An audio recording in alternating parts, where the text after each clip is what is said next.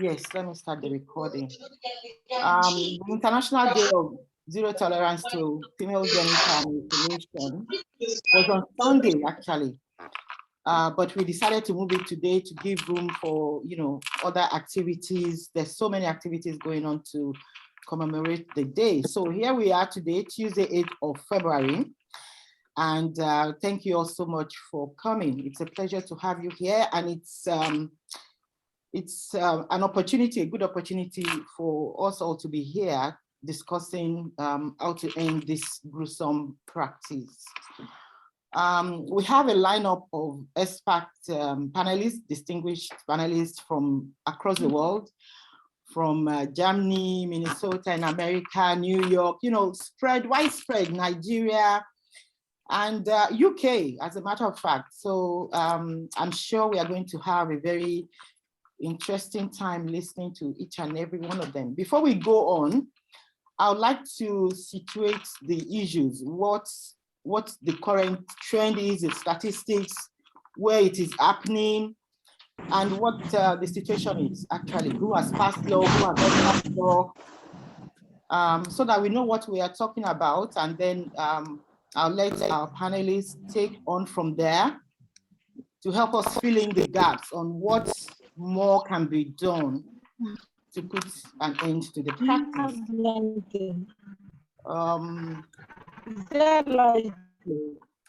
Hello. So I'm going to be sharing my screen in a few minutes.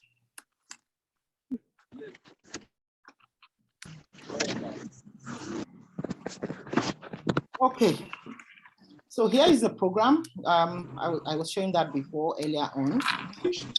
Female genital mutilation describes all procedures involving partial or total removal of the external female genitalia or any other injury caused to that organ for no medical reasons. And by the way, it has no health effect, none whatsoever. And I'm sure Christina will be able to, to tell us more about that. All over the world, there are 4.2 million girls around the world at risk of undergoing female genital mutilation. And UNICEF has estimated that there will be more. There is a risk of more, about 2.2 million, I think, 200 million girls at risk as a result of the pandemic. The lockdown caused schools to be closed, and the girls were locked at home. And it also gave room for underground activities. Girls were taken into the bush to be caught.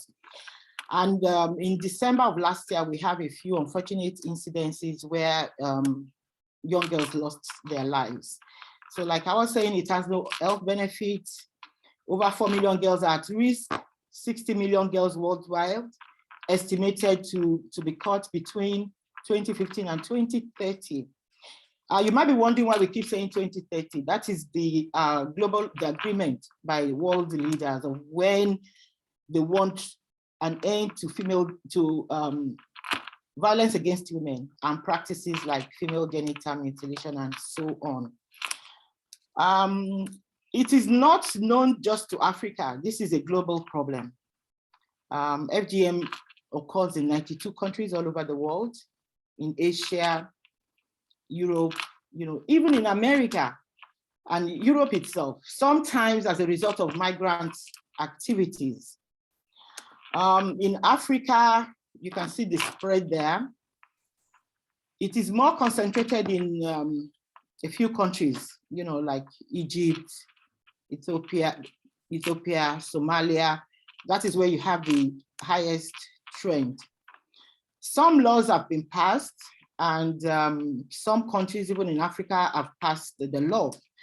But the issue is the enforcement. A lot of international policies and agreements have been signed, but enforcing this implementation has been the greatest challenge.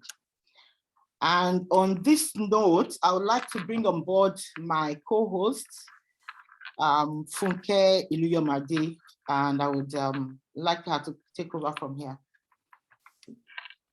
Thank you, Dr. Bisi, and welcome everyone. So we're going to start the agenda as Dr. Bisi has mentioned, and I'm going to read the bio of our first speaker. So our first speaker is His Excellency Professor Mohamedou M.O. Kah.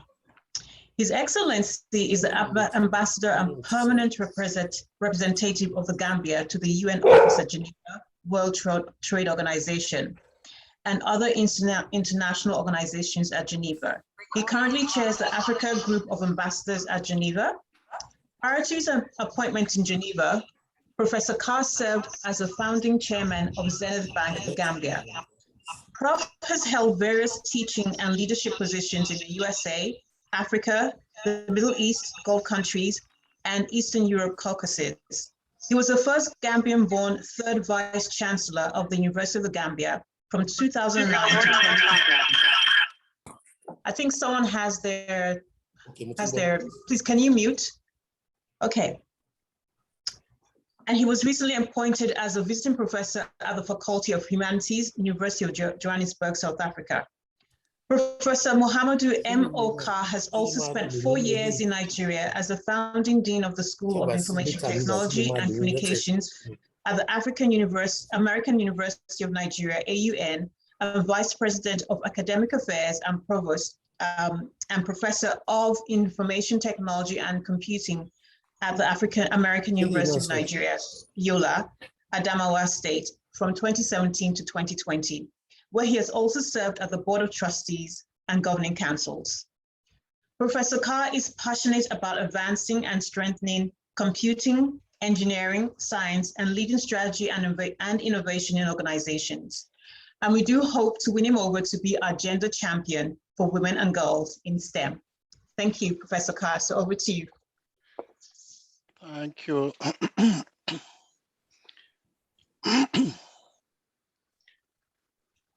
Thank you very much for that wonderful introduction. It is indeed an honor to be with you all, and I would say Happy New Year to everyone. Chairperson, Excellencies, distinguished representatives, ladies and gentlemen. We thank the organizers, Bridging Development Gaps, for hosting this virtual session geared towards accelerating efforts to end female genital mutilation, commonly referred to as FGM. On behalf of the Gambia, I am honored to deliver a statement on this occasion, marking the International Day of Zero Tolerance for FGM. FGM is broadly defined as a harmful traditional practice meted on women and girls, which causes injury to female genital organs for no medical reasons.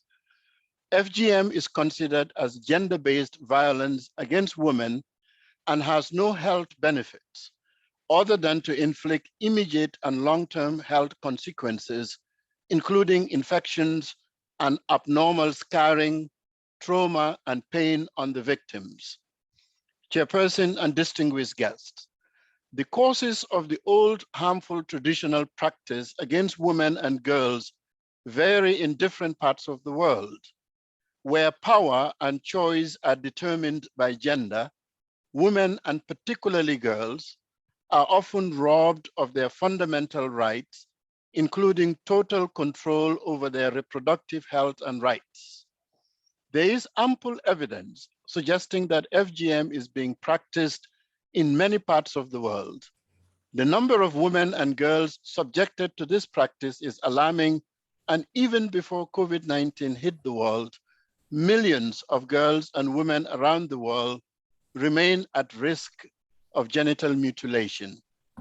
Undoubtedly, due to COVID-19 disruptions, there could be many additional cases of FGM. If that upward trend continues, it will prove difficult to achieve progress on SDG 5.3, the UN's goal to ending FGM in 2030.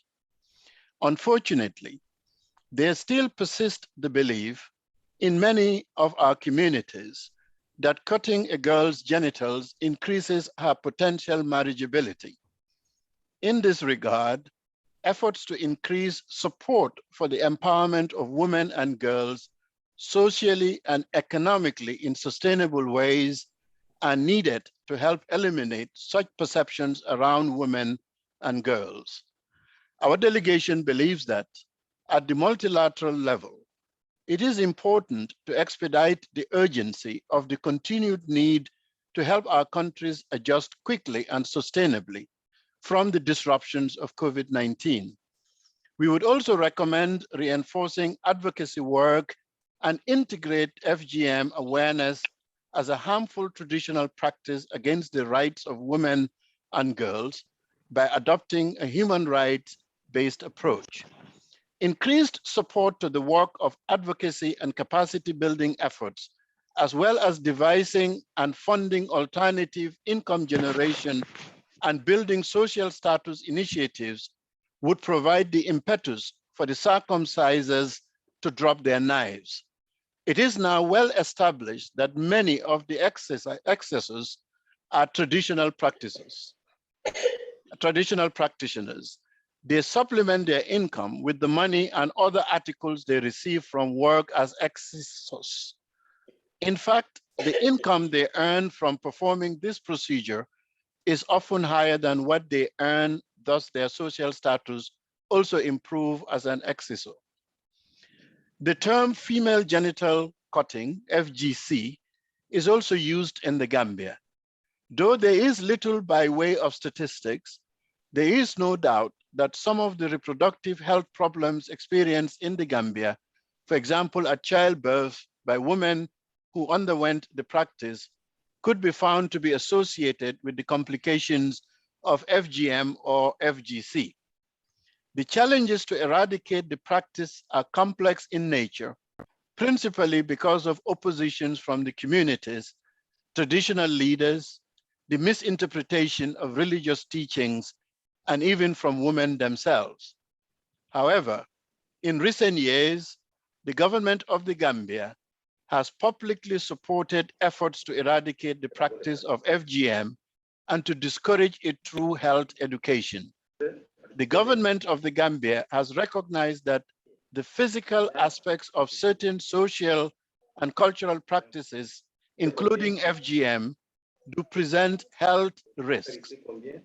However, in dealing with the matter, but the government's primary concern was that the issue be addressed with all due sensitivity.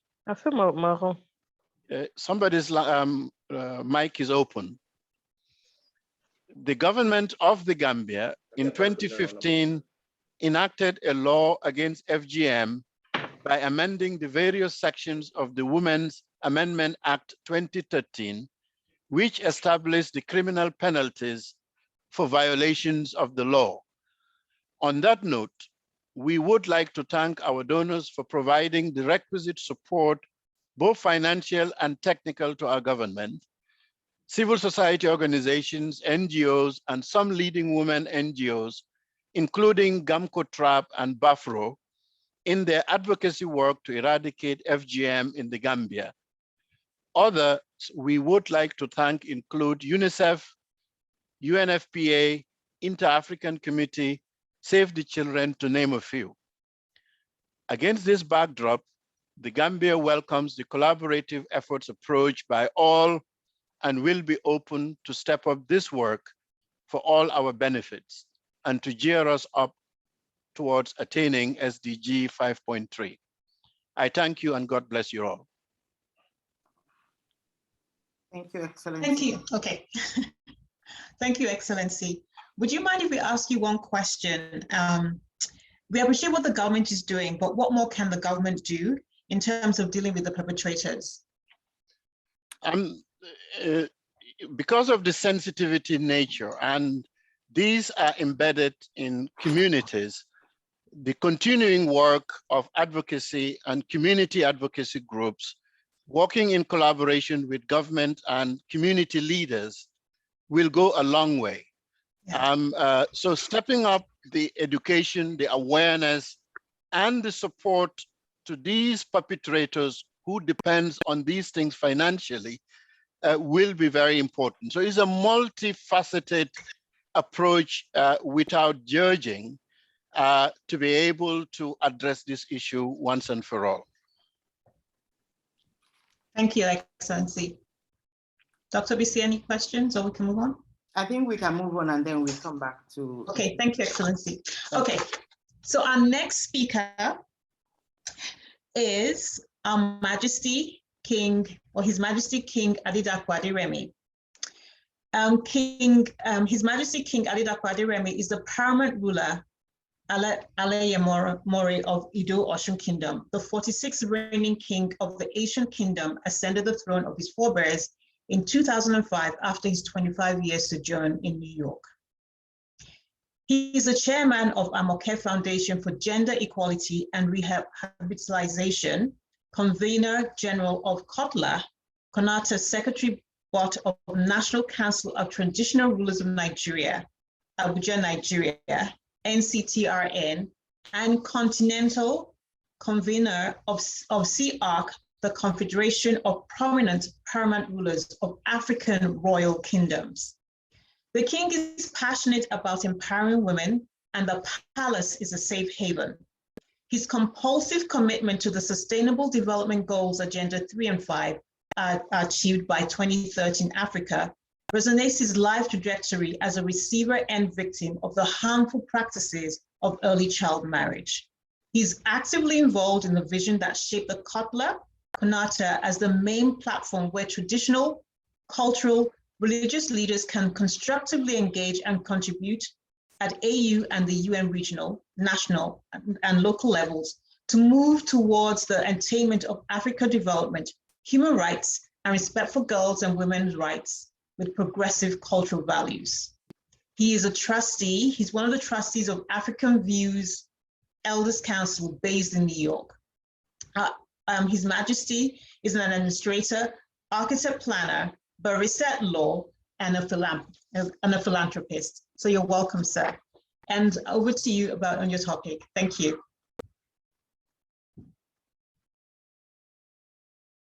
You're mute, sir. To unmute myself. Can you hear me now? Yeah, Great. Thank you. It's a rare privilege to be. I hope I'm not so reflecting any echo. Yeah, okay. Can you hear me No, loud and okay. clear? You're fine, sir. Okay. Like I said, in my language, it's a rare opportunity to be able to talk to you major stakeholders in this arena of Agenda 5.3. Even though the formation of KOTLA, which we champion, is to bring vibrant traditional leaders all over Africa to be on the same page and end early child marriage, female genital molestation and cutting, and of course, gender equality.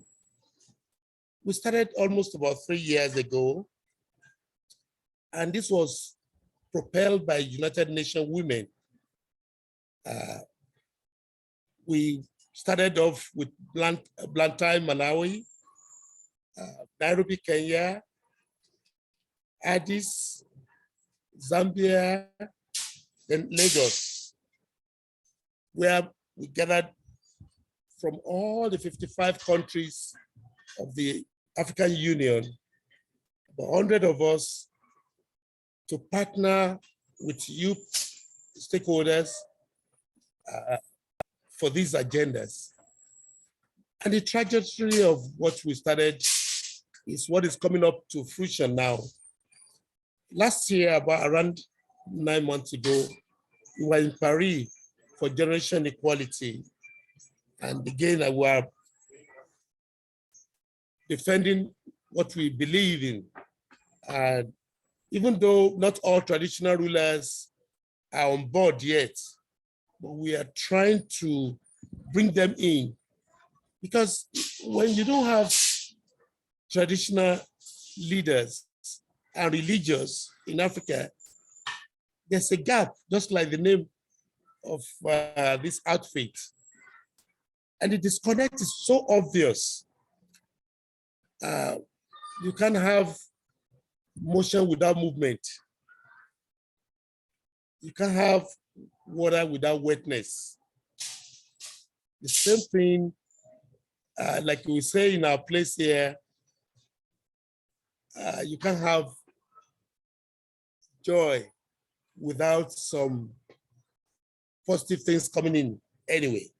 What we're trying to do is to partner, first of all, to establish our structure, which is Kotla. With our organization, the hierarchy, I'm the Convener General, and I have Deputy Convener Generals in each of these zones. Southwest, Anglophone, I have one deputy. Francophone, I have another deputy from Niger. The Anglophone is from Nigeria, from northern part of Nigeria. It's Emir of Shonga, who used to be a medical practitioner. We have in Central Africa, from DRC, King Fumu. We have in East Africa, from Uganda, who is Queen Mother Best, from Toro Kingdom. We have in Southern Africa, from Zambia, one of the paramount chiefs there. And when you go down the hierarchy, you have the regional conveners.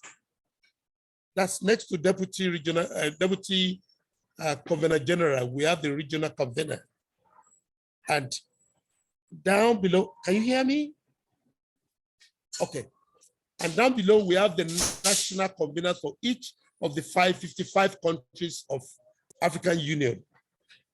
What I'm trying to say is that there's a trickle down, top down, where we can disseminate information, number one. Number two, where we can amplify our voices to discontinue these harmful practices. Yes, traditional authorities are keepers, custodians of heritage, tradition, and culture.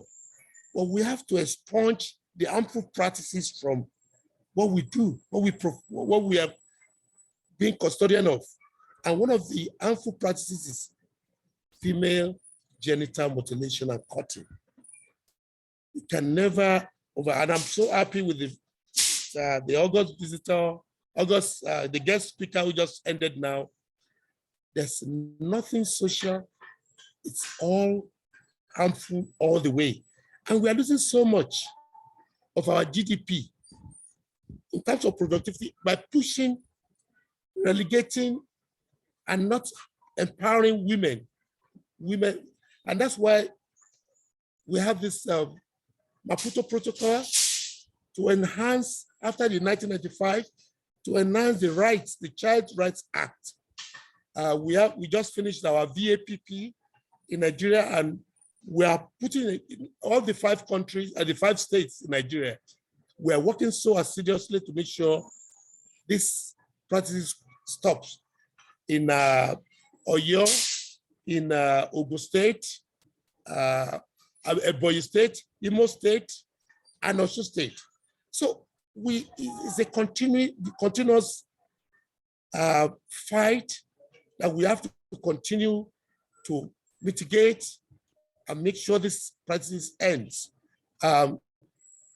Again, we cannot do it alone. Like I said, we are just trying to get our structure together and bring the paramount rulers, about 7 of them all over Africa, together. Our board of trustees at Kotla involves Ashanti of Ghana, the King of Morocco, the Zululand King, Swatini, and of course in Nigeria we have Sultan of Sokoto and the Ooni of Ife. These are the board of trustees, and we have some heads of states too, who are partnering with us, who are members of our board, like the former president of Zambia, that's King Lungu, that's his Excellency, King Edwin Lungu, who is a champion for early child marriage, and he recently deposed with all these challenges we have in West Africa. He recently deposed head of state of Burkina Faso. He's a champion, is our champion for FGM at the AU. So we need to, it's a continuous process and we can never stop. We cannot relent our efforts. What I'm saying in essence is that the traditional rulers have come to agree that before we can end this, we must amplify our voices. We cannot afford to sit down because it means we are complicit to these practices. So we just have to discourage patriarchy and make sure that we raise about that what a boy can do, a girl can do, and have a positive masculinity, not preferring to have one gender against the other. These are the vital things we need to do, and to make sure that corporates are brought to book. These are the things we have to do because we are closer to the grassroots. It's only the traditional authorities and religious leaders that can really do this. But we've been left off the platform for years until less than 3 years ago, when we were, I think somebody must have had to think out of the box and say, look, why don't you bring these people and partner with them? And that's what we are trying to do now. And it brings the front, it brings all our efforts to bear by working together. And that's why we keep saying we cannot afford to leave anybody behind, especially our girls. And like I always say, we need to all cooperate to operate. God bless you, and God bless this togetherness. And I hope it's the beginning of the beginning. And there'll be a continuity in this to empower our girls and to achieve the dream of Agenda 2030 and 2063 for African Union. God bless you all. Thank you.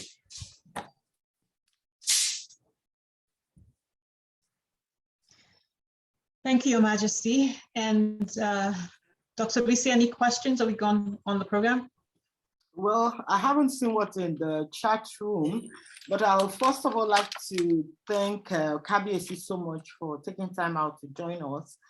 And I'm very happy he ended on that note of leaving no one behind, not just the girls, but also leaving all stakeholders, leaving no stakeholder. Can I hear them? Leaving no stakeholder behind.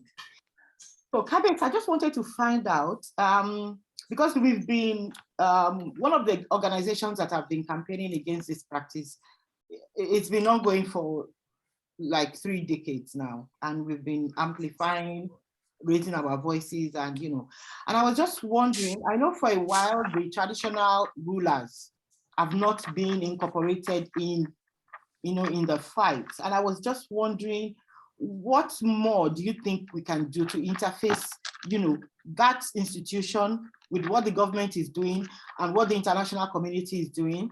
Thank God we have WHO on board on this seminar, as well as UNICEF. So those are the people who really, we need to be talking to now. So how do you see what you have been doing so far? How do you see that in relation to what the global effort, number one? And then number two, apart from traditional rulers being custodians of culture, you are the closest to the grassroots. And you have the authority to actually enforce and put a stop to FGM in your communities. Is that a difficult thing to do? Are we overshooting? Because you have the political backing, the laws and the policies are there to back you. So what do you think is stopping traditional rulers from stepping into this role to enforce? You go. You go. You can't hear. Okay. Maybe we'll come back to that. Let's come back to that, sir. Okay, we'll come back to that. So We'll come back to that. So to save time. Can you hear me? Yes, we can hear Can you you. hear me? We can hear you. I cannot hear you, but you can hear me. We can Can you hear hear me? We can hear you, Oh. sir. I'm calling my secretary to come over to Okay. activate me again. I think I went mute, but he'll be here in the next 5 minutes. Okay, so we'll come back. We'll come back to you. We'll come back to you, sir, with the and I can answer your questions. I can take your questions and I give them answers. Thank you. We'll come back to you then. Okay, so we'd like to move on to our next speaker this afternoon, and that is Dr. Palito from WHO. She's going to be speaking from the health perspective to tell us, because that's apart from the legal aspect, the health aspect is probably the most important things we need to know this afternoon, to know what are the consequences, what WHO is doing, what more needs to be done to end the practice. Dr. Christina Palito is a research scientist, the second person for FGM, and leads the work on FGM at WHO, at the Department of Reproductive Health and Research. And she has extensive experience researching international public health issues using different methods ranging from medical anthropology to epidemiology to understand how social and gender inequality impact on health. And she's a great advocate of social justice and women's rights. And I hope you'll be able to talk on, the latest methodology that WHO just developed and launched in ending the practice. Christina, thank you so much for joining us this afternoon. The floor is yours. Thank you so much, BC and Funke, and it's really a pleasure to be here, and I'm really honored to be on this panel with all of these distinguished panelists, and it's a hard act to follow after such inspiring words from our previous speakers, so thank you. Can you see my slides at the moment? I don't know if you can see. Okay, problem is I can't see them, so I need to be able to see them so I know what I'm projecting. So 1 moment.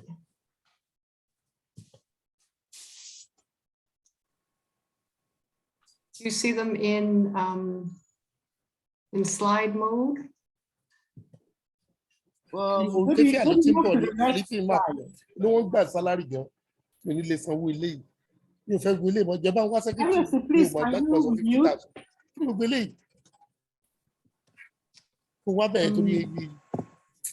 oh shit. I'm sorry. Oh, that's me.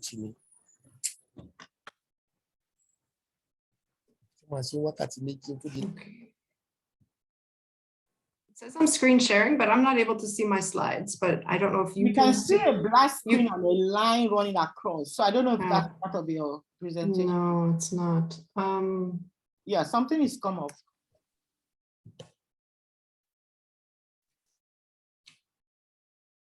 Now, no? We saw something the other time.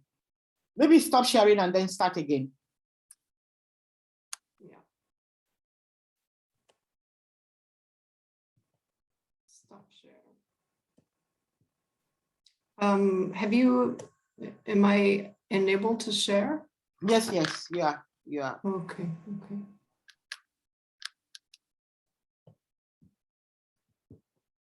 Okay, is this showing now? No.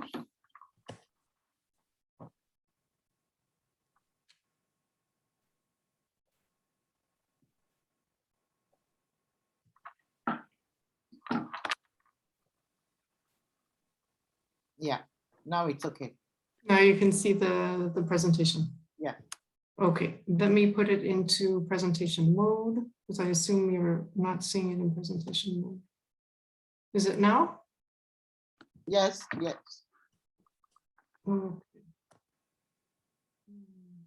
Okay, apologies for this. It's display settings.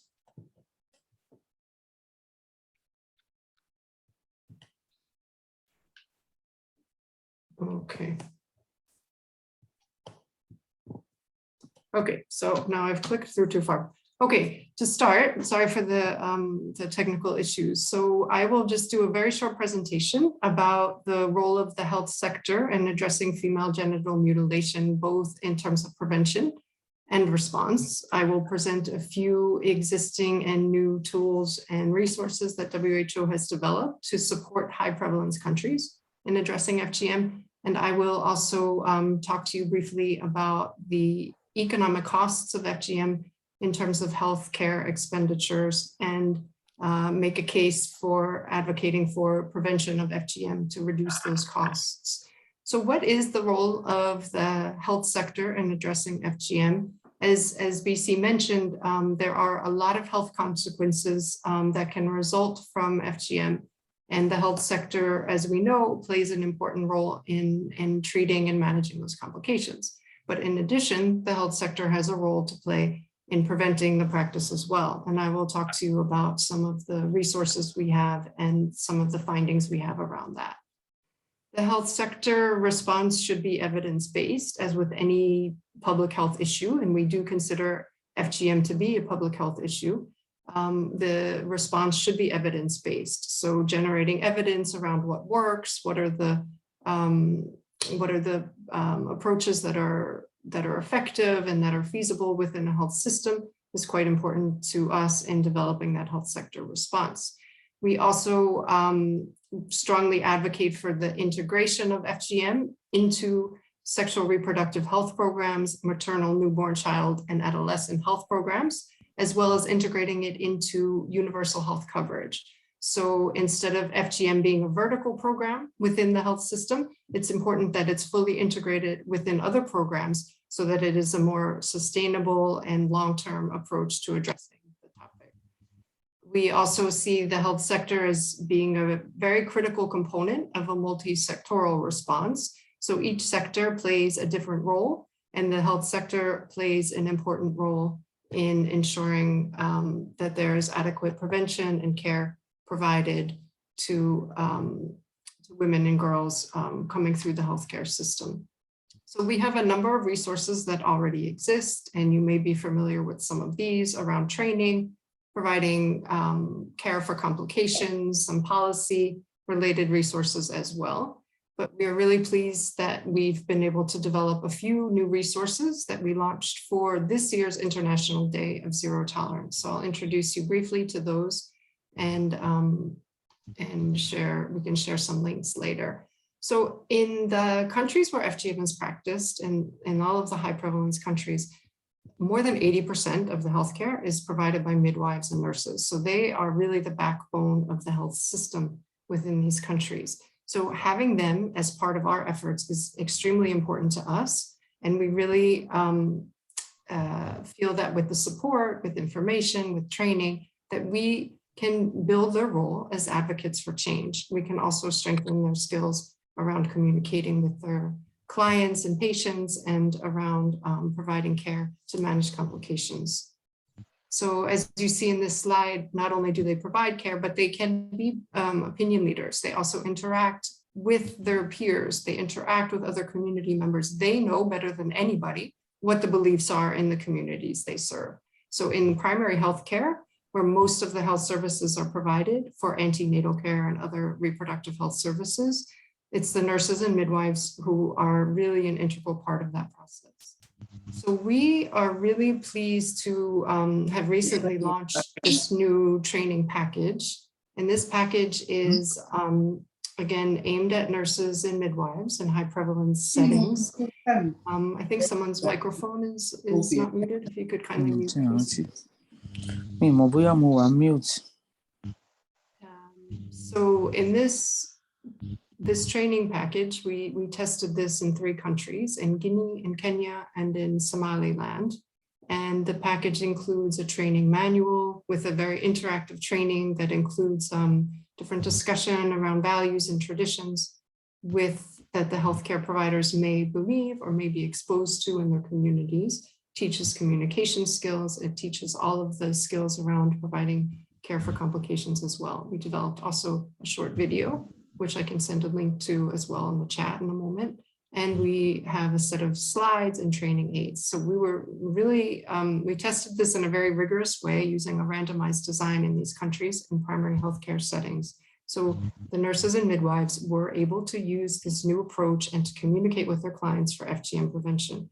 So we will be publishing those results, but in the meantime, I just wanted to let you know about this new resource, and it is available on our webpage, and we hope that you'll find it useful. Also, as I mentioned, it's really important that we integrate FGM into the curricula of nurses and midwives and other healthcare providers. This new tool is aimed at anybody who is developing curricula for these cadre of healthcare providers, and it walks through a series of steps that are needed to ensure that FGM is integrated in all the components of training. So the next generation of healthcare providers can have the training that they need to be able to provide the services that the women they serve require. So this is a new resource as well, also available on our page. We recently launched this new online resource kit for the health sector. It is a compilation of all of the tools and guidance and resources for the health sector around planning, whether that's planning health sector action plans, whether it's around training and education, clinical care tools, around monitoring and evaluation, advocacy, and research. I've shown the URL on the bottom of the page, and we hope that this is another useful resource and global good that we can share, especially with the countries that are high prevalence of FGM. So also I wanted to introduce you briefly to this new study that we just had published in BMJ Global Health. So this was, the idea of this was to do an investment case around the prevention of FGM. So what we did was we looked for data from all of the high prevalence countries. We have found complete data from 27 high prevalence countries, and we were able to estimate the economic burden of treating the health complications of FGM in these settings. We were also able to calculate how much we could reduce those costs through different scenarios of abandonment. So this is an investment case to provide evidence of the need to invest, both politically investing and committing, but also financially investing in FGM abandonment efforts, especially to reach the Sustainable Development Goals that are for 2030. So this analysis, I won't go into many details, but we use multiple data sources around FGM prevalence in countries, demographic data from the countries included in the analysis. We have data on costs, and we have data on the health complications that came from a series of systematic reviews looking at risk data. So by applying the treatment costs to the risk data and to the population data, we were able to calculate the current and the projected costs under these different scenarios. What we found was that the estimated costs of FGM are $1.4 billion per year. That's what it costs health systems to treat the complications. We know in the context of COVID that health systems are more stretched than ever. So this is really a significant amount of spending and strain on already strained health systems.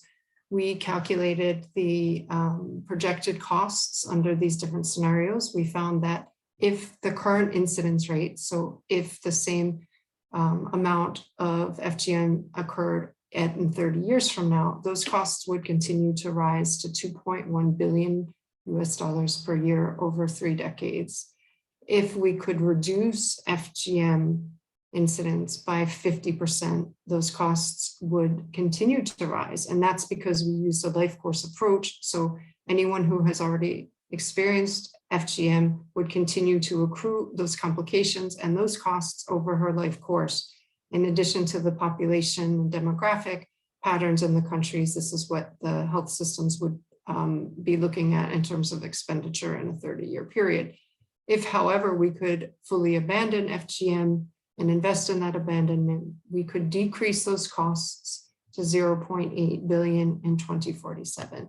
And again, this is just the healthcare costs. This doesn't include other costs to other types of loss of productivity and other kinds of costs that may exist. We didn't have adequate data to make those projections, but even with just the healthcare costs, we see the significant toll that this issue plays on on health systems. This is not to say that the practice, we strongly advocate that the practice is abandoned for human rights reasons, for public health reasons, because it's an extreme form of gender discrimination. But this cost data is also quite compelling in terms of showing why we need to abandon this practice. So also you can look at this data. This is the aggregated data I showed you in the previous slides, but you can look by country and you can show these calculations at a country level as well in this calculator. So I invite you to do that. The URL is at the bottom of this page as well. And then just to summarize, we see that there is a need to prevent FGM, as well as to provide quality healthcare to the millions of women and girls who have already undergone the practice. So the health sector has a role to play in both of these areas. It's not either or, it has to be both. Healthcare providers play an important role. They're strong and respected members of their communities and understand the social norms underlying this, and they can be advocates for change. And WHO has a set of resources to strengthen this response and around prevention and care. And as we saw from the cost analysis, with investment in prevention, we can reduce the health burden as well as the economic costs of FGM.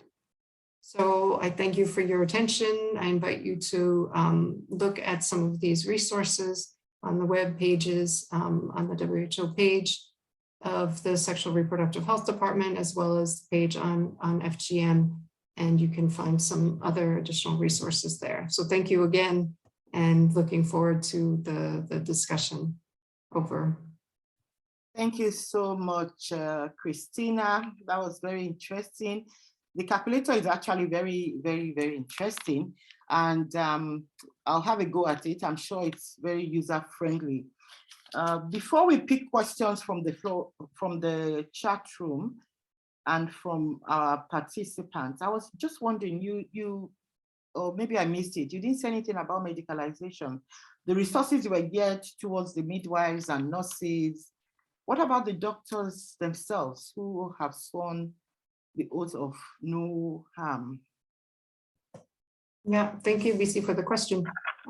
Actually, with a few exceptions, most of the medicalization is happening by, is not happening among doctors. In Egypt, I think it is primarily doctors who are performing it, and in a few other places as well, but often it is nurses or midwives. So this, this prevention approach really addresses that issue of not only to not do the practice, but also to be advocates against the practice. So there's a strong values clarification component of the training and trying to really understand that. In addition, we have the global strategy against the medicalization of FGM, which we're using as kind of a blueprint for countries.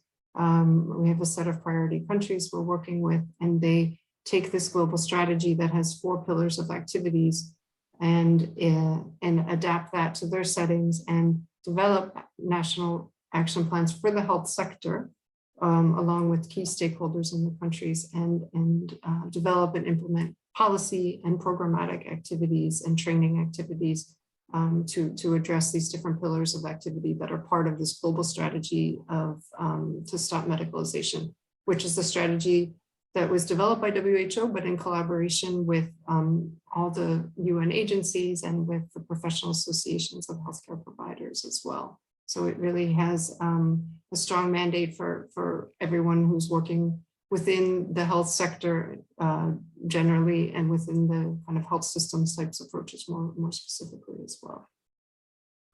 Thank you so much, Christina, for that, for throwing light on that. So we move from the health sector now to the legal. We have Ms. Lois Hammer, who will be presenting a statement from the Special Rapporteur on torture. She's the convener of the Gender List Serve. This is a global list serve, and it's a very rich one that is targeted at different stakeholders, ranging from the UN system to government to embassies, academia, NGOs. Lois is also a speaker and an activist. She's traveled pretty much through the world, and she will be able to tell us firsthand from her experiences of the abuses of women all over the world. So she speaks from the heart when she's talking, and I think this is what is driving her passion. She's also a researcher and a gender specialist with an extensive professional history in corporate management, including international.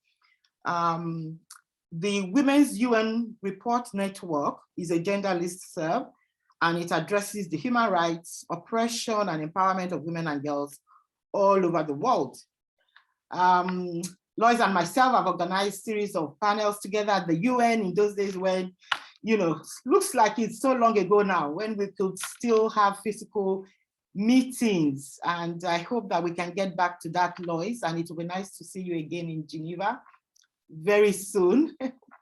So thank you so much, Lois, for joining us. You can take over now. You need to unmute yourself. Thank you. How's that? Thank you very much, BC. You are indeed right. We have worked on FGM for years together. We've worked at the UN in Geneva and in New York, and many different places. And still it is a challenge, but we hear new practices, new resources, and leaders who are helping us make progress. And so today, I would like to read to you a statement from a UN Special Rapporteur on torture.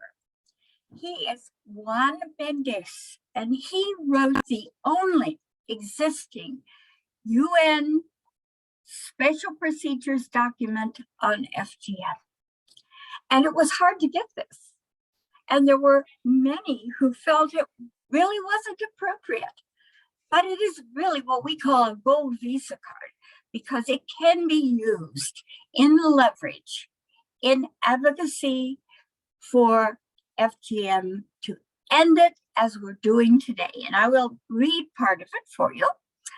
The purpose of the presentation is twofold: to reiterate that FGM in its form and cruelty amounts to torture and cruel, inhuman, and degrading treatment or punishment as set forth in Articles 1 and 16 of the Convention Against Torture. And once again, I'm pointing here to the human rights and the international law dimensions that help us move forward advocacy against FGM. He wants also to emphasize states' obligations to exercise due diligence to prevent, investigate, and in accordance with national legislation, to punish acts of violence against women, whether perpetrated by the state or by private persons, and to provide redress, repatriation, and rehabilitation to victims of torture and ill treatment. I would like to mention here also that I'm speaking to you this morning from the state of Minnesota in the United States. I live part of the year in Italy, but much of the year in the US.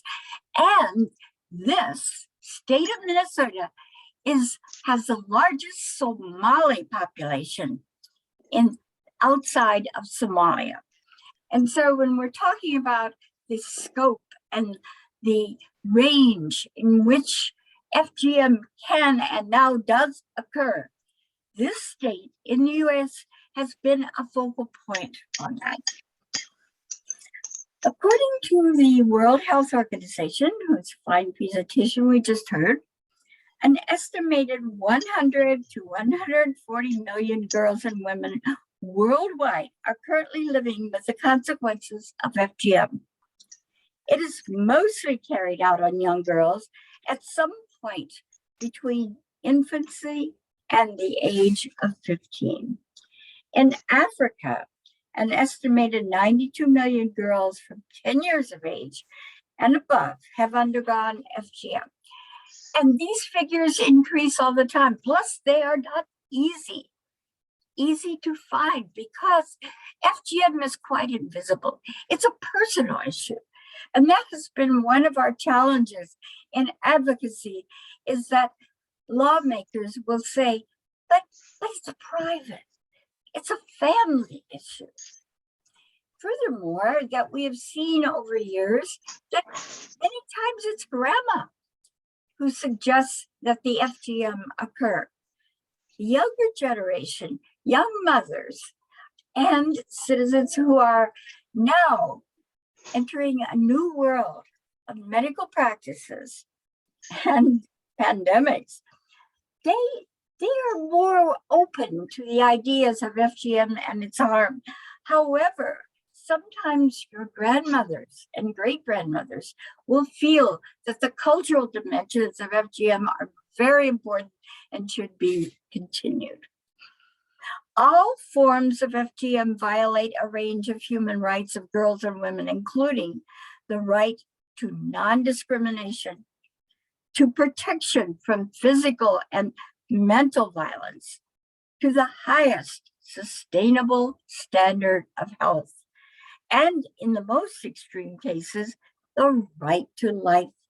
We have just had, in the past few weeks, 2 more young women who died as a result of FGM.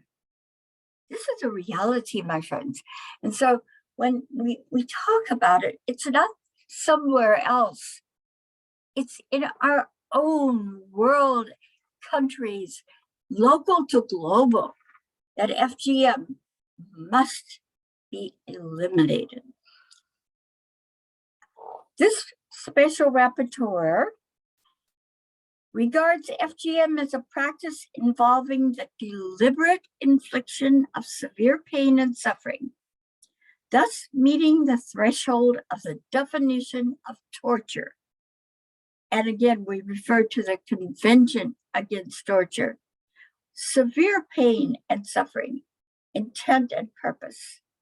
As for the state, meaning country involvement, he notes that previously held positions, according to the convention, should be seen as reinforcing and reinforced by the Declaration on the Elimination of Violence Against Women, Article 4, of which proclaims that states should exercise due diligence to prevent, investigate, and in accordance with national legislation, punish acts of violence against women, and whether these acts are perpetrated by the state or private persons, or what we call private sector. So it's one thing to work on the local level, and we've heard some good examples. It's another to try to get a resolution at the United Nations. And Emma Bonino of Italy was a leader in getting a resolution to the UN in New York. But still, there has to be the follow-up. There still has to be the commitment, the plan, and the funding to make this happen and eliminate FGM. So I won't read all the statement because it's about 5 pages, but it's so extremely important. And you don't hear about it so much. When I said to BC, let's put this out there, and I'll put it on the One Run list too. And I want to say one more point. One Run, the Women's UN Report Network, was founded some 19 years ago in Geneva. And it's based on a study by a UN Special Rapporteur on religion or belief, talking about the state of rights of women and girls. And so our program, from the very beginning, was dedicated to eliminate FGM. But it's not alone, it's intersectional. It affects all phases of the human rights of women and girls. So let us together continue on this path and leave no one behind and leave FGM behind. Thank you. Thank you so much, Lois. And also for reminding of the consequences of the practice. Like you said, we have the legislation to back up whatever we are doing. And we also have the policies, the laws. So I don't know what is stopping us, culture. On this note, I'd like to introduce our next speaker, Professor Toby Levin. Toby is a visiting professor at King's College London. She's also an associate at the Harvard University. She's a co-founder of Forward, an organization, an NGO for women. She's also a publisher, a writer, and a blogger. I've been reading her blogs, and she's a prolific writer. She's the CEO of Uncut Voices Press, and this is a publishing outfit dedicated to literary work on FGM. So if you've written anything on FGM, send it to Toby and she'll be able to proofread and publish. She's an editor and very passionate about the role of literature, art, and ending FGM. She's organized numerous conferences in Oxford. We've worked together on FGM. I've also attended conferences in Oxford, even virtually as a result of COVID. She's currently investigating traditional abuses of women across cultural contexts that applies a human rights lens. Thank you so much, Toby, for agreeing to join us this afternoon. You can. Thank you.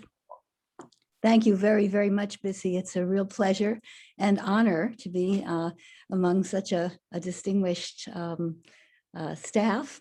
I'm going to try to share my screen, which should work. Here we go. Right? Yes. Okay, and now I'm looking for the right button. Come. There we go. And I would like to get rid of this part, but I'm not sure how. But okay, I think it's okay. We'll begin.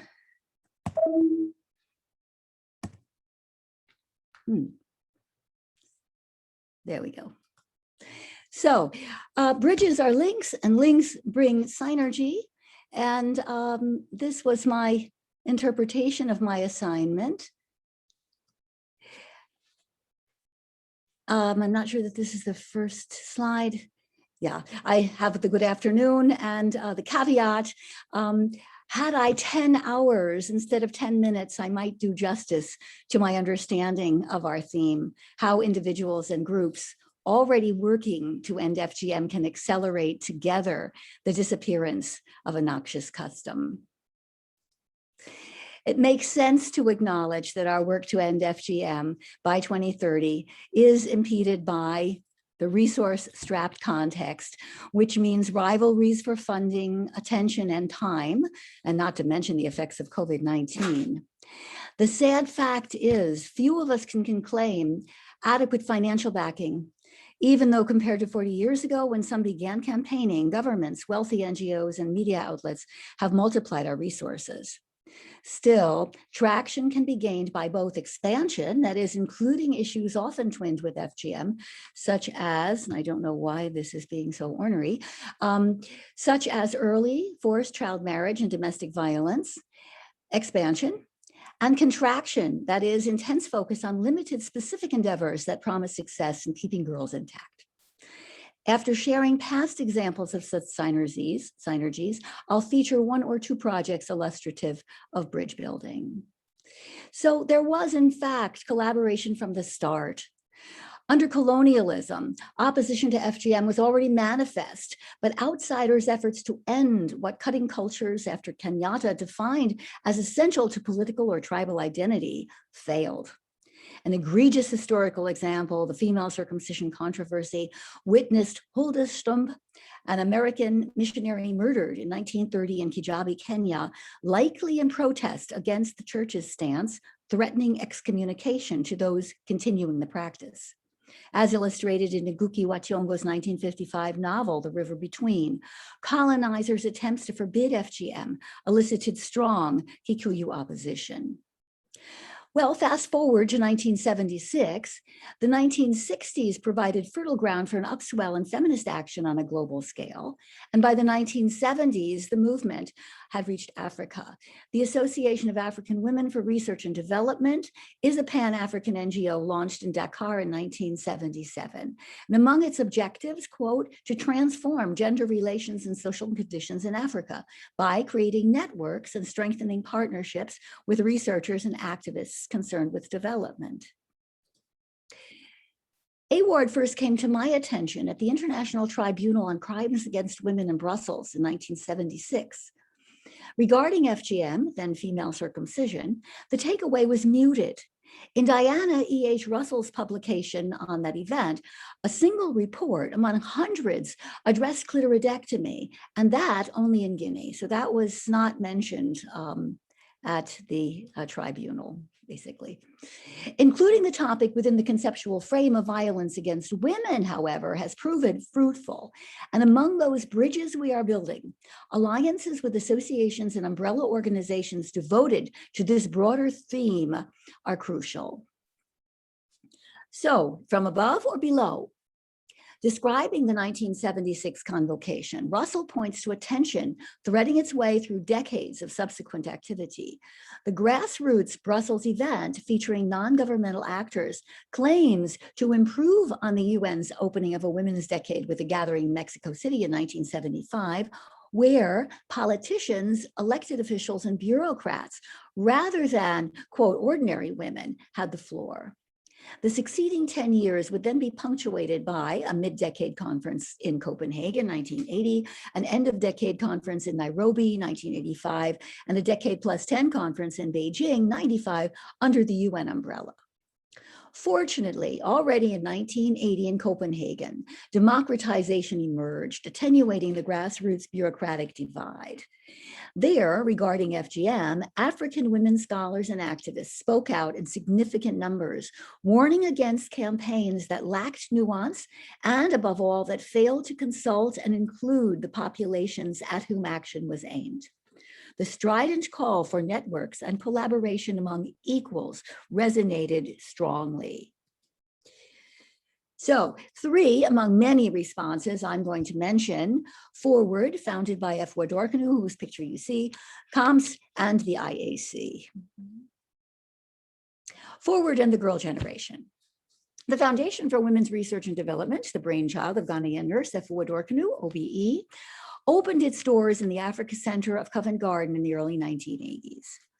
Aiming to amplify the voices of African women, it has become a prime example of success in networking, fundraising, publishing, publicizing, counseling, and moving ahead against FGM. The Girl Generation, launched a mere week before Efwa's death, was the culmination of a dream that African girls should acquire the funding needed to realize their own campaigns.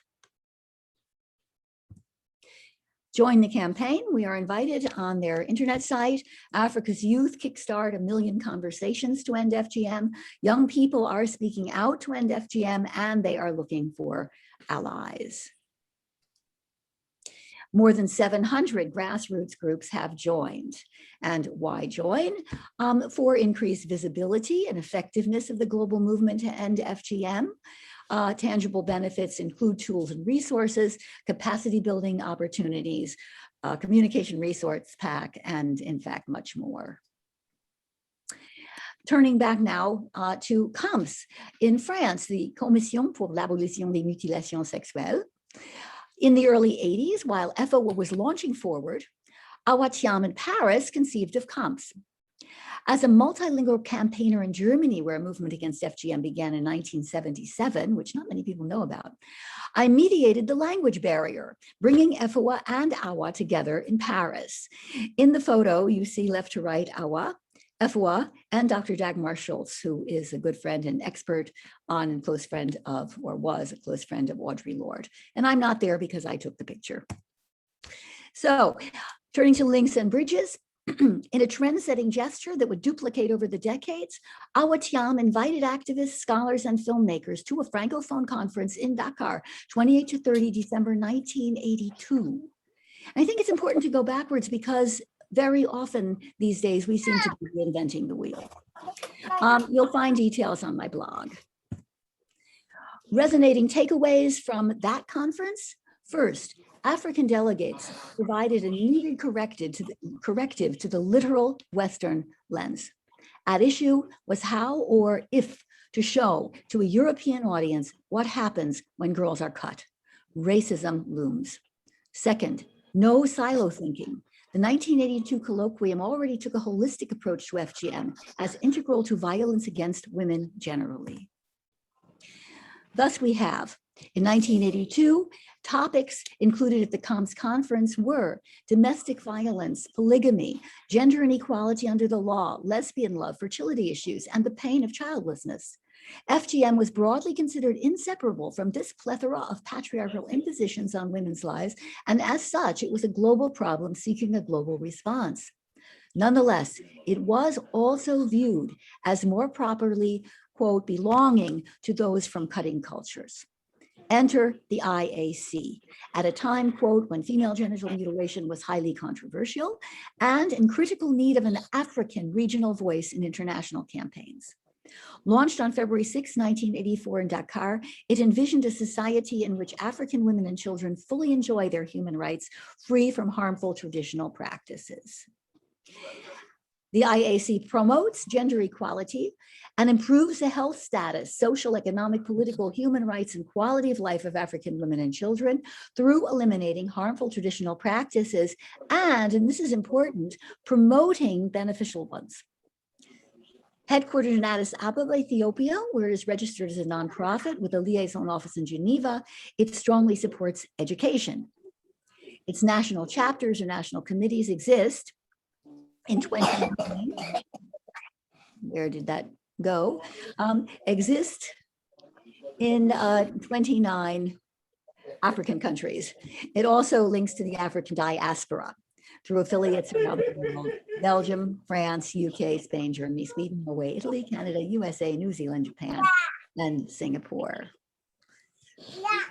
Here is a photo of the board at the fourth conference in 1997 in Dakar of the Inter-African Committee.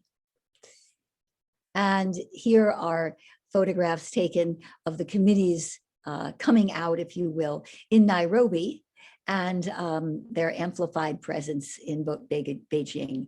Upper left is Berhana Razwerk, who was for many years the president.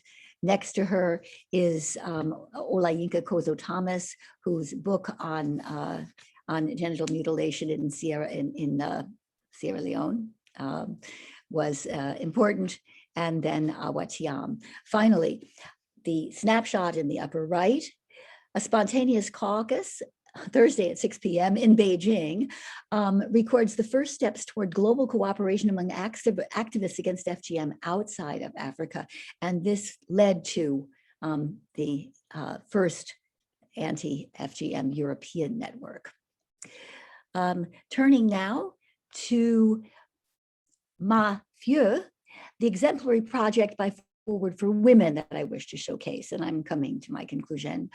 But first, some history. In 1998, at the suggestion of F. Organu, a small group, including Dr. Mariam Racine So, Dr. Angelika Küster-Losak, who's a member of the Bundestag, Dr. Pierrette Herzberger-Fofana, who's currently a member of the European Parliament, and I, along with several others, founded Forward Germany, whose name was recently changed for clarity to Forward for Women.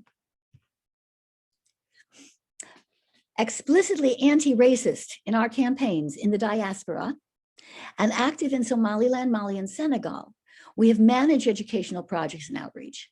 At the behest of the ambassador from Mali to Germany, the Honorable Fatoumata Siré Diakité, we hosted 2 caravans of youth that exchange information and viewpoints with villagers in the Sego region of Mali, where prevalence of excision is high. Erica Pomerantz produced 2 films on that experience. Ma Fieu which is Fulani for Everything Will Be Okay, was the brainchild of our managing director, Dr. Mariam Bassine So, and now we are in the present. The Holistic Health and Education Project in Podor, northern Senegal, has a donated ambulance at its heart. Due to child marriage and FGM ongoing in the region, perilous childbirths are frequent. The vehicle literally saves lives by transporting birthing mothers to a clinic where they receive adequate care. The project also includes a book feeding element, as well as renovation of sanitary facilities in the school whose inadequate school toilets cause menstruating girls to miss class. We are also experienced in seminars that train trainers, and this one was managed by Forward Germany, sponsored by EDIL, which was the Daphne program from the European Union. And we do include such trainings, even though I didn't mention it, in our Malfeo project. So, ever more bridges. It's impossible to conclude without at least listing some of the umbrella organizations and exemplary NGOs cooperating with others to achieve success. This is truly a limited sample, but I would mention the National FGM Coalition, No Peace Without Justice, Oxford Without Cutting, Integrate UK, Community of Practice, which is the successor to the Euronet FGM, Integra, the umbrella for all most of the groups in Germany, which has between 30 and 40 members. That is to say, groups in Germany against FGM. Damigra, which is the umbrella for migrant women's organizations in Germany. 28 Too Many, Maisha, GAMS, WAF, which is the Japanese association against FGM. Uncut Voices, which is my publishing company I'll introduce in a moment. Men Against FGM, and there are many more. So last not least, Uncut Voices Press, publishing books against FGM, and Dr. Adebayo already invited you. I reconfirm the invitation. If you have manuscripts, please submit. Here are some of the books that we do, a multiplicity of genres. Taboo, Voices of Women in Uganda on Female Genital Mutilation is a collection of poetry and short stories from Uganda. Bloodstains is a very popular memoir by Kari Kowita. Undui FGM, well, it's about Pierre Faudès, the surgeon who restores the clitoris. We have Wafrika 123, which is a stage play written by a transgender author from Tanzania and Kenya. We have Waging Empathy, which is basically essays of literary criticism on Alice Walker's novel, one of the first that was thoroughly saturated with opposition to the issue. Kaminta is the autobiography for which I was amanuensis of a Kenyan who is now living in Germany. Finally, In the Name of Tradition, I believe, is the only book on female genital mutilation in Iran. Swimming in a Red Sea is the autobiographical novel of a Canadian woman. And finally, Stones is a novel. Thank you very much. Thank you so much, Toby, for taking us down the history lane, and also for showing us, listing the different coalitions. And I don't want to forget the books. The books are a link in itself. Yeah. It's a link between the practice to what is, to people who don't know about it. It's a link to knowing more, and the testimonies of different people that have undergone the practice. Mm-hmm. Thank you so much for that, and also for reminding us that the links are synergies, which is what we are also trying to do this afternoon. On the agenda was supposed to be a poem, and I would like to crave the indulgence of Lois that we move that a bit back towards the end, so that we can bring forward the next speaker, who is Miss Harriet Akulu. Harriet is currently a child protection specialist at UNICEF in New York, and she has close to 20 years experience working on advancing social development and social change by supporting government entities and NGOs in creating and advancing gender justice, women rights, HIV, adolescent development, peace and security. Currently, she's working on I think she's administering advice on the implementation of programs in 21 member states across Africa and the Middle East to build stronger protection systems for the prevention of and response to child protection concerns, including FGM. Thank you so much, Harriet, for joining us. I believe so much child protection could be one of the missing links that we need to enforce in ending FGM. And I hope you'll be able to share with us more on your work and what you're doing. Over to you, Harriet. Thank you, BC. Thank you, all the panelists today. I don't know if you're able to share my slide from your end. Yeah, or try. Yes, I'd appreciate. Thank you. Yeah. Let me look for it. Oh, sorry.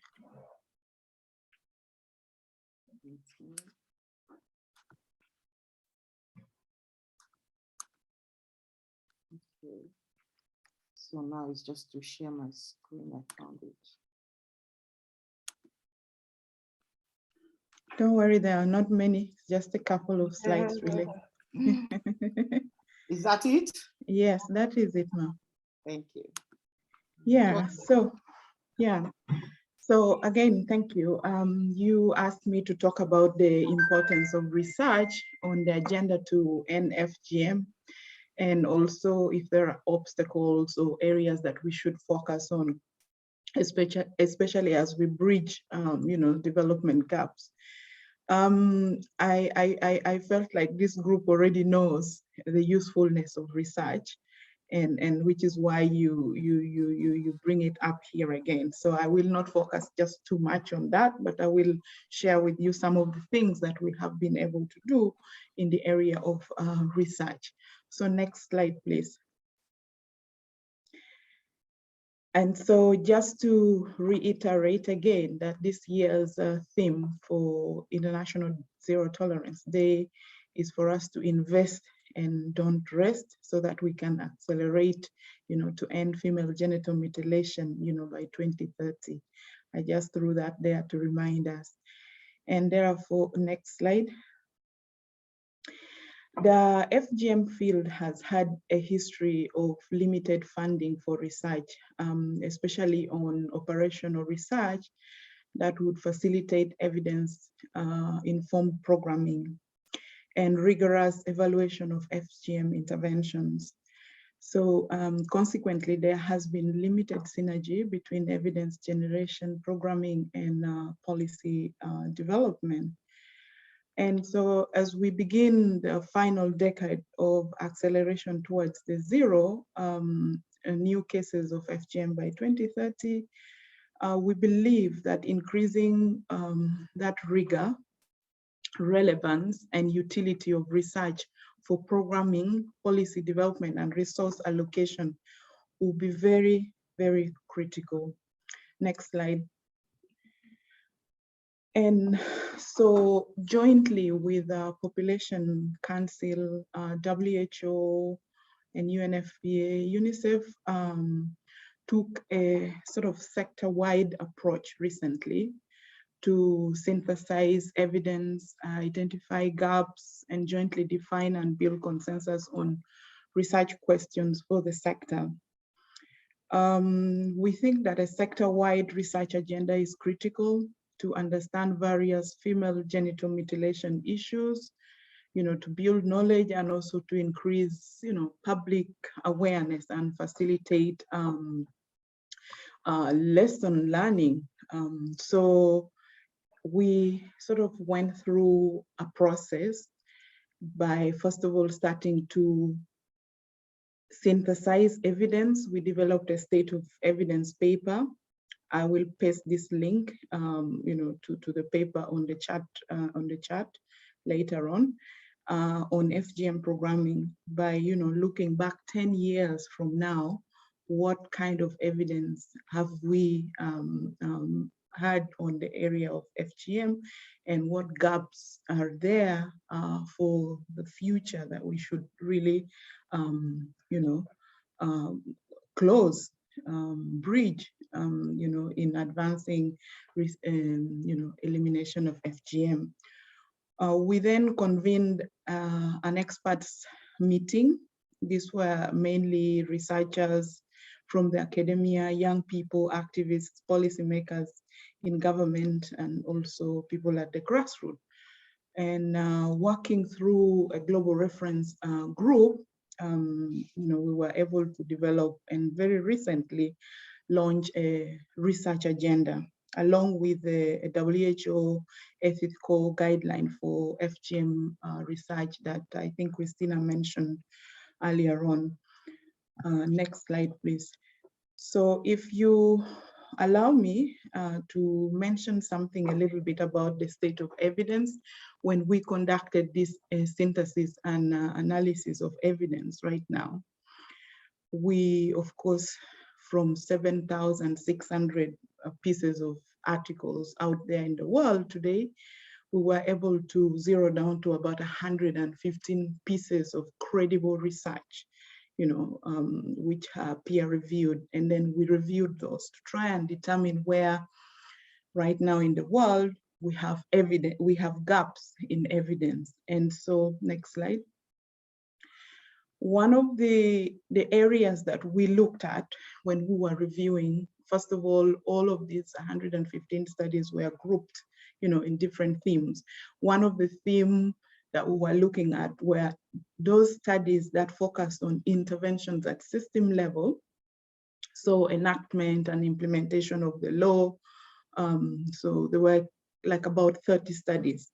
And when we reviewed this, one thing that was clear was that legislation, if accompanied by political will, sensitization, and locally appropriate enforcement mechanisms, can reduce FGM. That was a finding. We have seen, and I think previous speakers have spoken about the challenges we've had with legislation, the lack of implementation and all that. But second to this finding around legislation was also that laws implemented as a single intervention can be counterproductive. They will alienate beneficiaries of health services, it probably also responsible for the reduction in age of cutting and the secrecy in performing the cut. Across Africa, that most of the actual cutting takes place, with a huge celebration and in ceremonies.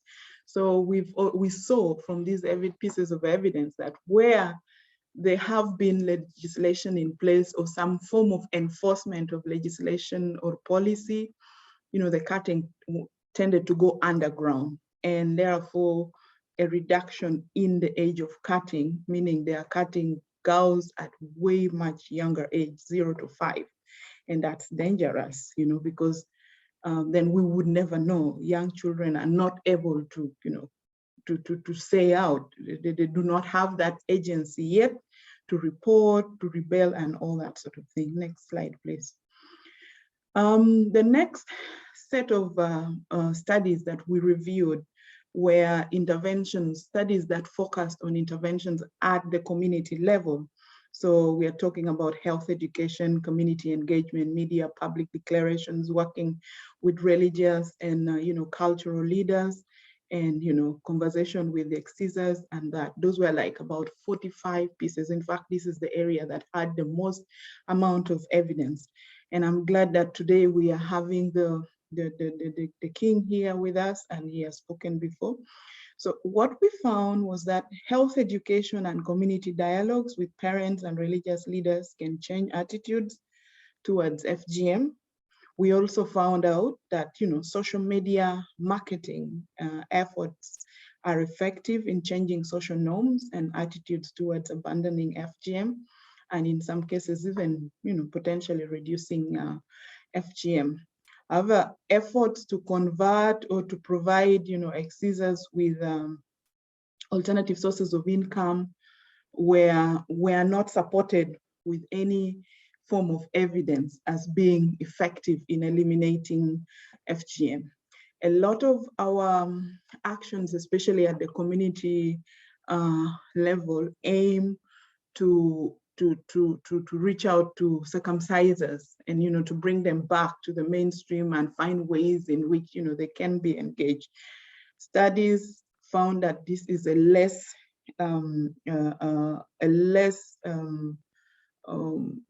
of a successful strategy, as we saw it from the 45 studies that we reviewed. Next slide, please. So we also had a group of maybe about 20 pieces of studies that focused on interventions at individual level. And so we were talking about formal education for women and girls and alternative rites of passages, you know, things like that.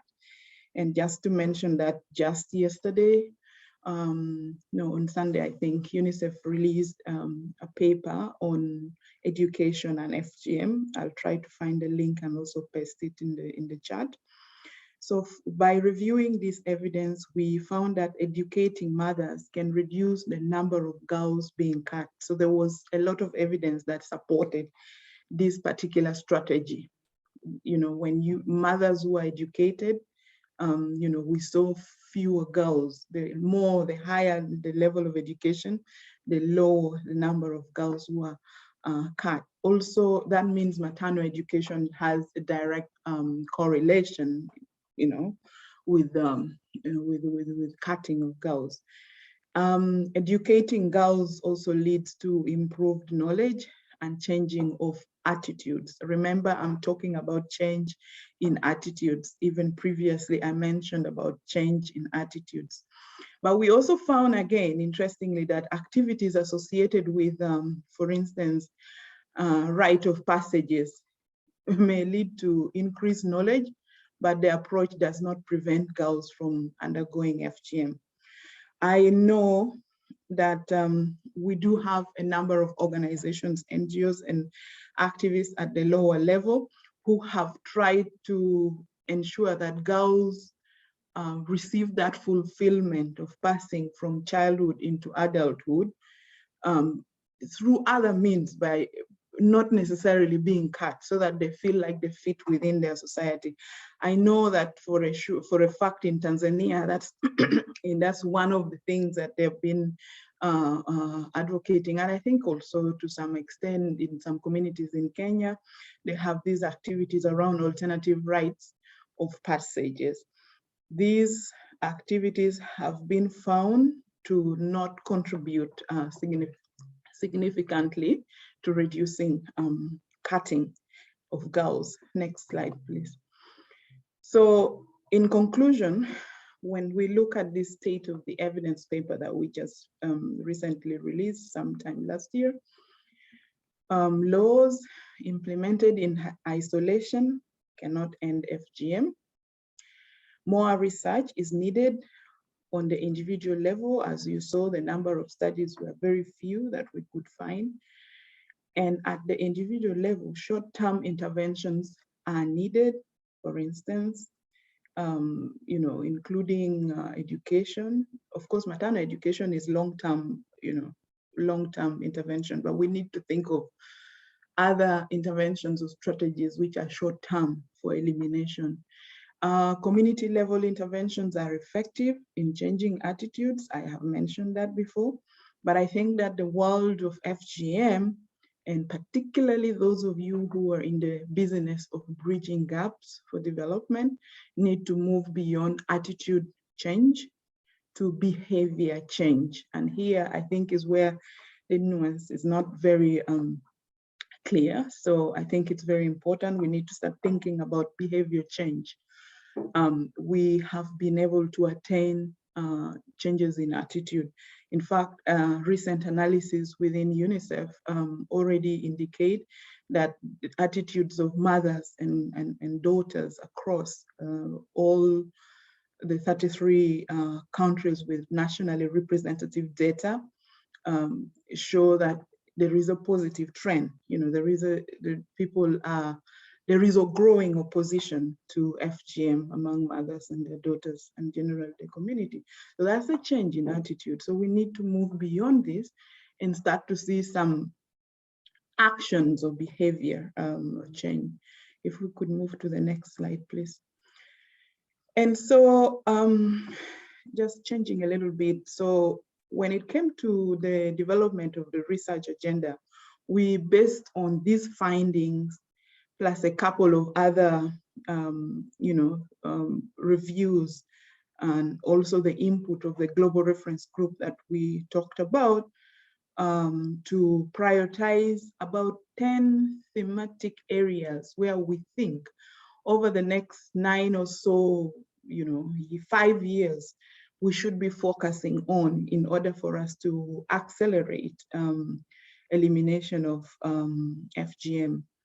And out of those 10 thematic areas, the global reference group was able to generate 10 questions from 6 of the thematic areas. Not all thematic areas in the end were able to contribute, to research questions for the sector. So I won't have time to go through this because I'll paste the links to these documents in the chat group and people can access them if you have already not done so. So next slide. And so the question that you also asked me, BC, that so for bridge builders, what actions, should they take now in the face of all this? For me, I think there are many things that we can do. But most importantly, I think we need to advocate for new money to strengthen evidence generation and uptake of evidence. I started my conversation by telling you that we do not have a synergy between evidence generation and evidence uptake. And because of that, the programming, policy development, and resource allocation is suffering. And so we will not get to where we want to. So I think one of the things which you have to really focus on, or at least include in one of the things you'll do, in some of the things you'll do to end FGM, you need to advocate for new money. This sector is least funded. WHO cost calculator tells you how much we have. UNFPA has also been able to estimate the amount of shortfall generally that we have, about 2.4 billion right now, and that we need to advocate to be closed. And then I thought that it would be helpful to consider building capacities of local grassroots actors on outcome harvesting and documenting the most significant changes occurring at the community level. We really need to know if we are making change at the community level. This is something that we will not be able to analyze from the mix, the multi-cluster, what do you call that? The survey data that we have access to at UNICEF and usually, do analysis for countries. We need to be thinking about how to pick information from the lower level, and so building capacity around that. And also we need more countries. If you could advocate that more countries, begin to collect data.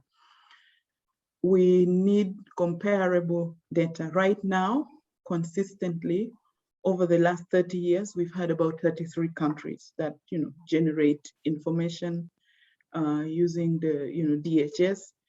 We need more countries actually doing this sort of DHS. And now that, because previously, FGM was restricted to a particular geographical area, but now where we've reached, FGM is no longer an issue for Africa and Middle East.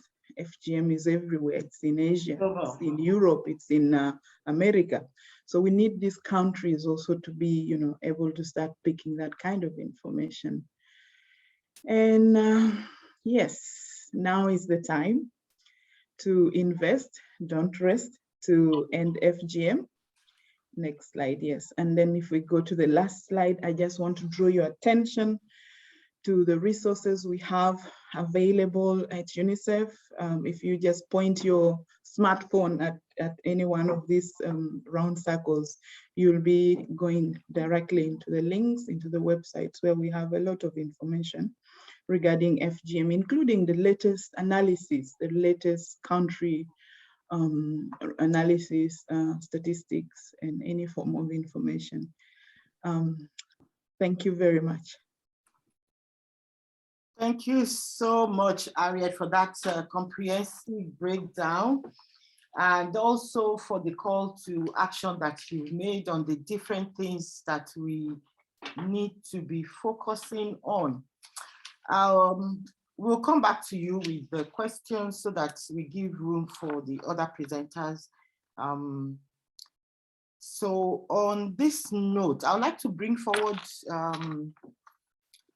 an advocate, somebody who, who is not shy to share her experiences and, and all that she's gone through in having undergone FGM. Hoda Ali is a nurse based in UK. She's a health advisor and a human rights activist. She's a victim or a survivor of FGM back when she was in Somalia at the very young age of 7. And this resulted in lifelong consequence, negative consequence for her. Thank you, Oda, for not minding to share your story. I'm sure this is where you draw your strength from, and the professional way with which you deliver your activism, your campaign efforts to defend the rights of girls to end FGM. She's the co-founder of a group called the 5 Avengers. It's an FGM awareness raising group. They run different arts events to help fund charities in UK that support women and girls that have undergone this gruesome practice. She's appeared in many documentary films. She's written a lot. She's been nominated as the Amnesty International Human Rights Defender. And she's currently, she currently leads a groundbreaking project in London in a private school. I'm sure she'll tell us more about that, involving, girls, involving parents and staff. I remember Harriet mentioned that ending FGM, we need, and I think a few of our speakers have also touched on that, the need for an holistic approach. While we have the holistic approach, I think the most important right now, where we are at this junction, is enforcement. We need government to step up.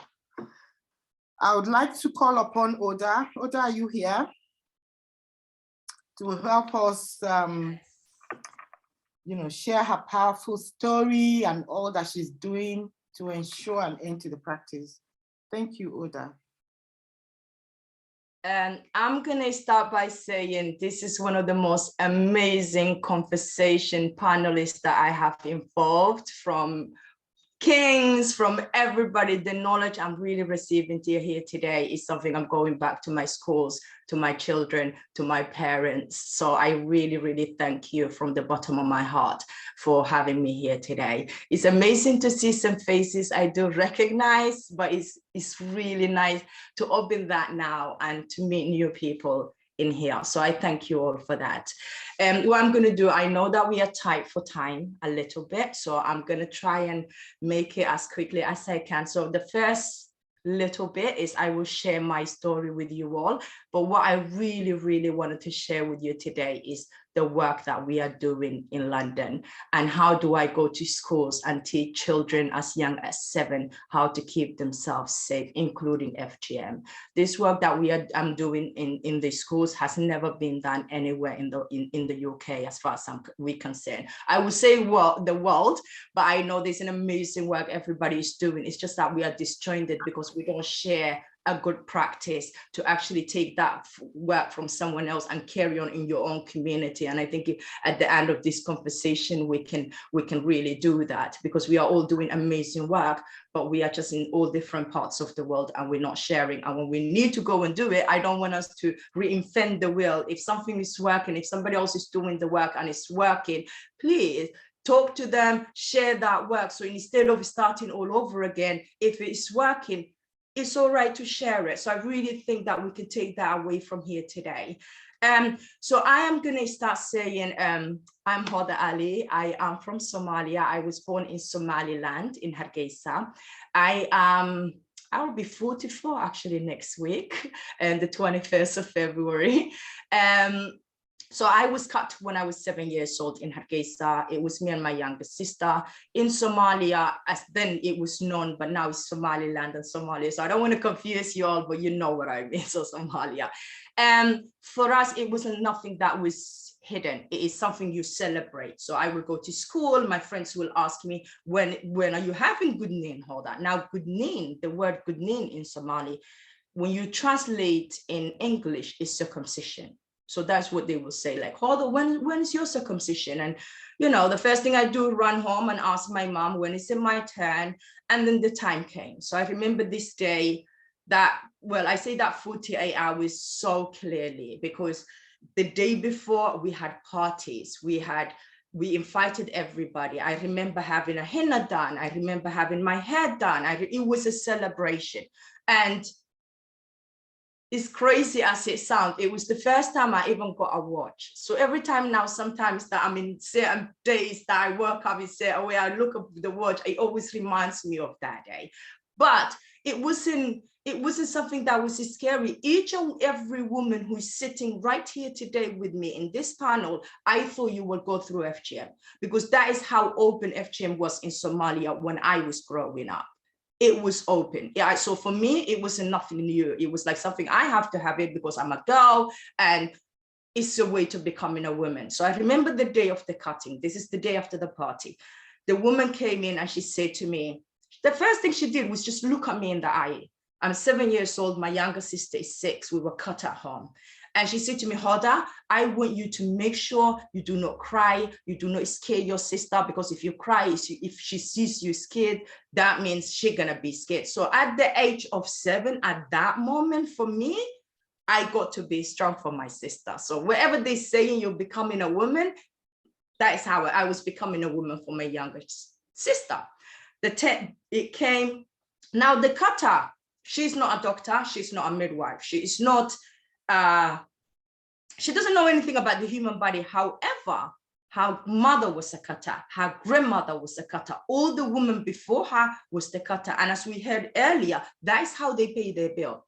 That is how they feed their children. That is their job. So sometimes when we are sitting here talking about we need to end FGM, we need to think about what are we going to do to the cutters to actually provide livelihood for them. Because if we don't, FGM is not going to end. And I can sit here and say that to you. We have to find a solution where we provide a livelihood so they can feed their children. This woman who cut me was the famous woman in the whole of Hargeisa, where we lived. She was the cutter of my older sister, who is 20 years older than me. By the time she came to me and my younger sister, she was an old lady, but she will say to you, I can do this with my eyes closed. And she did it. However, like I said, she wasn't a doctor. We were lucky because my mother has chosen for us not to join the other girls, because they normally, all the community will talk to each other.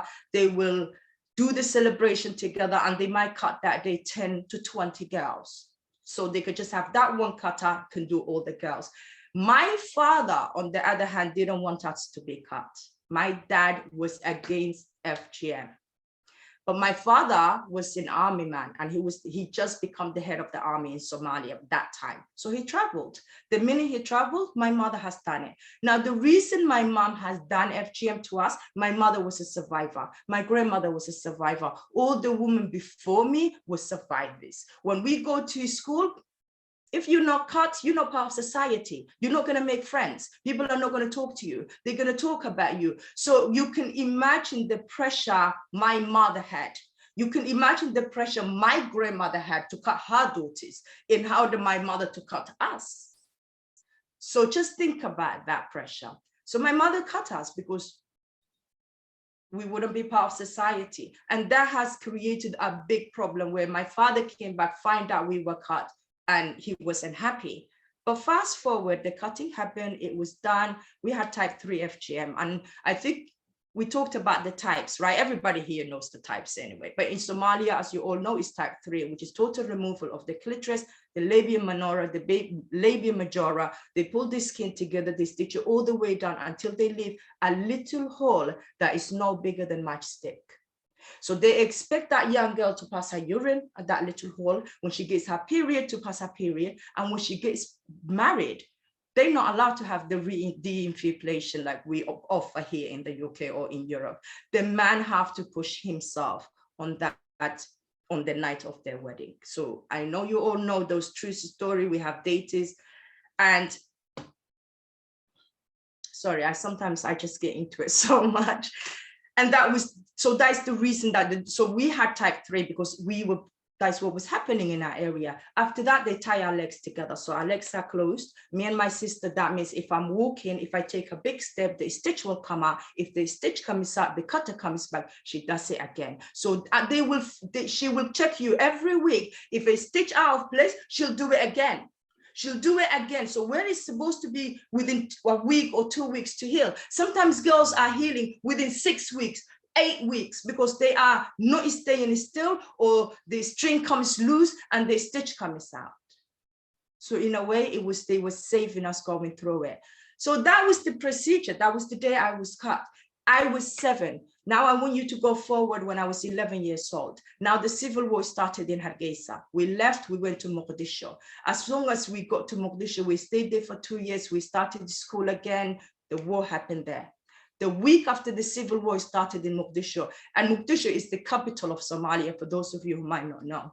And as the war started a week before, I got sick. And every night I would just wake up with pain, abdominal pain, and I would run to my parents. Mom and dad would just put me in the bed to the point I couldn't sleep anymore. This time, the hospitals closed because the war was so big. There was one hospital that was open, and that hospital was actually called the SOS Hospital, SOS, and it was run by Italian doctors. And I remember my dad taking me there, and they done an ultrasound. They done the ultrasound and they could see a shadow at the side of the screen. And they said, oh, we think that she's got a cyst, but we're not going to operate her. We will keep her for a couple of days and see if the cyst is growing. After 48 hours in that hospital, they done ultrasound and they could see the cyst. Now the shadow on the screen was bigger. So they said, we're going to have to operate you because the cyst is getting bigger. So they took me to the theater. They opened me up abdominally, my stomach. And when they opened me up, they realized I did not have a cyst. That was my period that was accumulating inside because it had nowhere to come out. I'm 11 years old, so I was kept in the hospital. The war is getting big. My family has left, so my father stayed behind to take care of me because this time I'm in the hospital and everybody else have to leave. They operated me. When they operated me, of course, they asked my parents, can we open her, please? So the infibulation to open. Yes, open her. Do whatever to make her better. They did that, and they said to me, wait for your next cycle. I want you to think about this. You are 11 years old. You are from a country where nobody talks about period or even a woman's body. We don't talk about that. So I don't know already what period is. I don't understand what period actually is. But they say to me, wait for it because it should be coming within 28 days or 4 weeks. I was in that hospital, nothing came. I had another ultrasound, the shadow was there. They take me back to the theater, they open me up again, and they drain the blood out. And then they said, wait for your next cycle. I was in there for 3 different times I was operated. Abdominally opened me up. And now the part of the hospital started getting bombed. So we have to leave. I will always say I'm the luckiest girl alive because those of you who know me, I always say that because if I wasn't lucky, I wouldn't be here talking to you today and do what I am doing. So they say to my mom, to my father, we have another hospital in Djibouti. Now, my whole family are already made it to Djibouti because of the war. And Djibouti is where my mother from. Djibouti is a little island just top of Somalia, colonized by the French. And my mother was born there. So I was lucky. So I was like, okay, oh, Djibouti, I'm going to see my family. So we arrived. I was taken from the Mogadishu hospital the week after I had my third abdominal operation. When I left the hospital, I had stitches on my stomach. I had bandages in my stomach. And I remember my father find a tiny little plane. And I was holding my stomach, running to that plane while gunshots was going over my head. And I can feel it, I can hear it, I can see it. But I made it. We made it to Djibouti. They took me from the airport straight to the hospital. And then they done another ultrasound and they could see the shadow. So they operated me again so they could just drain the blood. They did that 2 more times. They opened me up again, my stomach. So what the doctor said to me was, Hoda, we're not going to operate you anymore. What we're going to do is that we're going to send you to Italy because we don't have enough equipment here. So they sent me and my father to Italy. Before the doctor did that, the same doctor who was with me, the last operation that I had in Djibouti, and this is something I don't share. I don't share it lightly, but it got to be known because at one point it's gonna come out. I'll write a book about it. What happened was that she said at first, we're gonna get a professor from Italy to come and operate your Hoda. So I need an advice, she said to me. She was an amazing doctor. This professor came from Italy, from Milan, and he bring a student doctors with him. They took me to the theater without telling my parents it might be the student doctors who might operate me. But she actually called this professor to come and give her an advice. So one day I was taken to the theater in my last operation in Djibouti. When I came out the theater, they damaged my bladder and I ended up being incontinent. So the next 9 months, because now we became refugees in Djibouti as well, while my parents were looking for the ticket, for the money, for us to go to Italy, it was 9 months. That 9 months, I was wearing a catheter for the whole 9 months. And I will wear a catheter where I will tie it to my arm, my leg. I will wear my long, beautiful Somali dress, and I will go a day out from the hospital to my friends and go to the beach. And no one, not one person knew that I was incontinent, except my mother. Because sometimes the catheter, we are lucky in Europe. Now I know the feeling. Catheter sometimes give you urine infection. And we didn't know that. And sometimes I will literally wear a catheter and still pass urine through my urethra with blood. Me and my mother only knew that.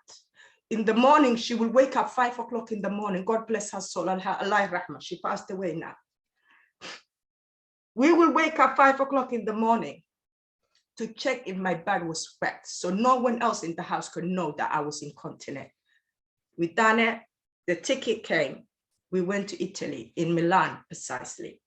For the second time in my life, I was taken straight from the hospital, the airport to the hospital. What they did now, they kept me in the hospital for a year just to check. They didn't want to operate me straight away.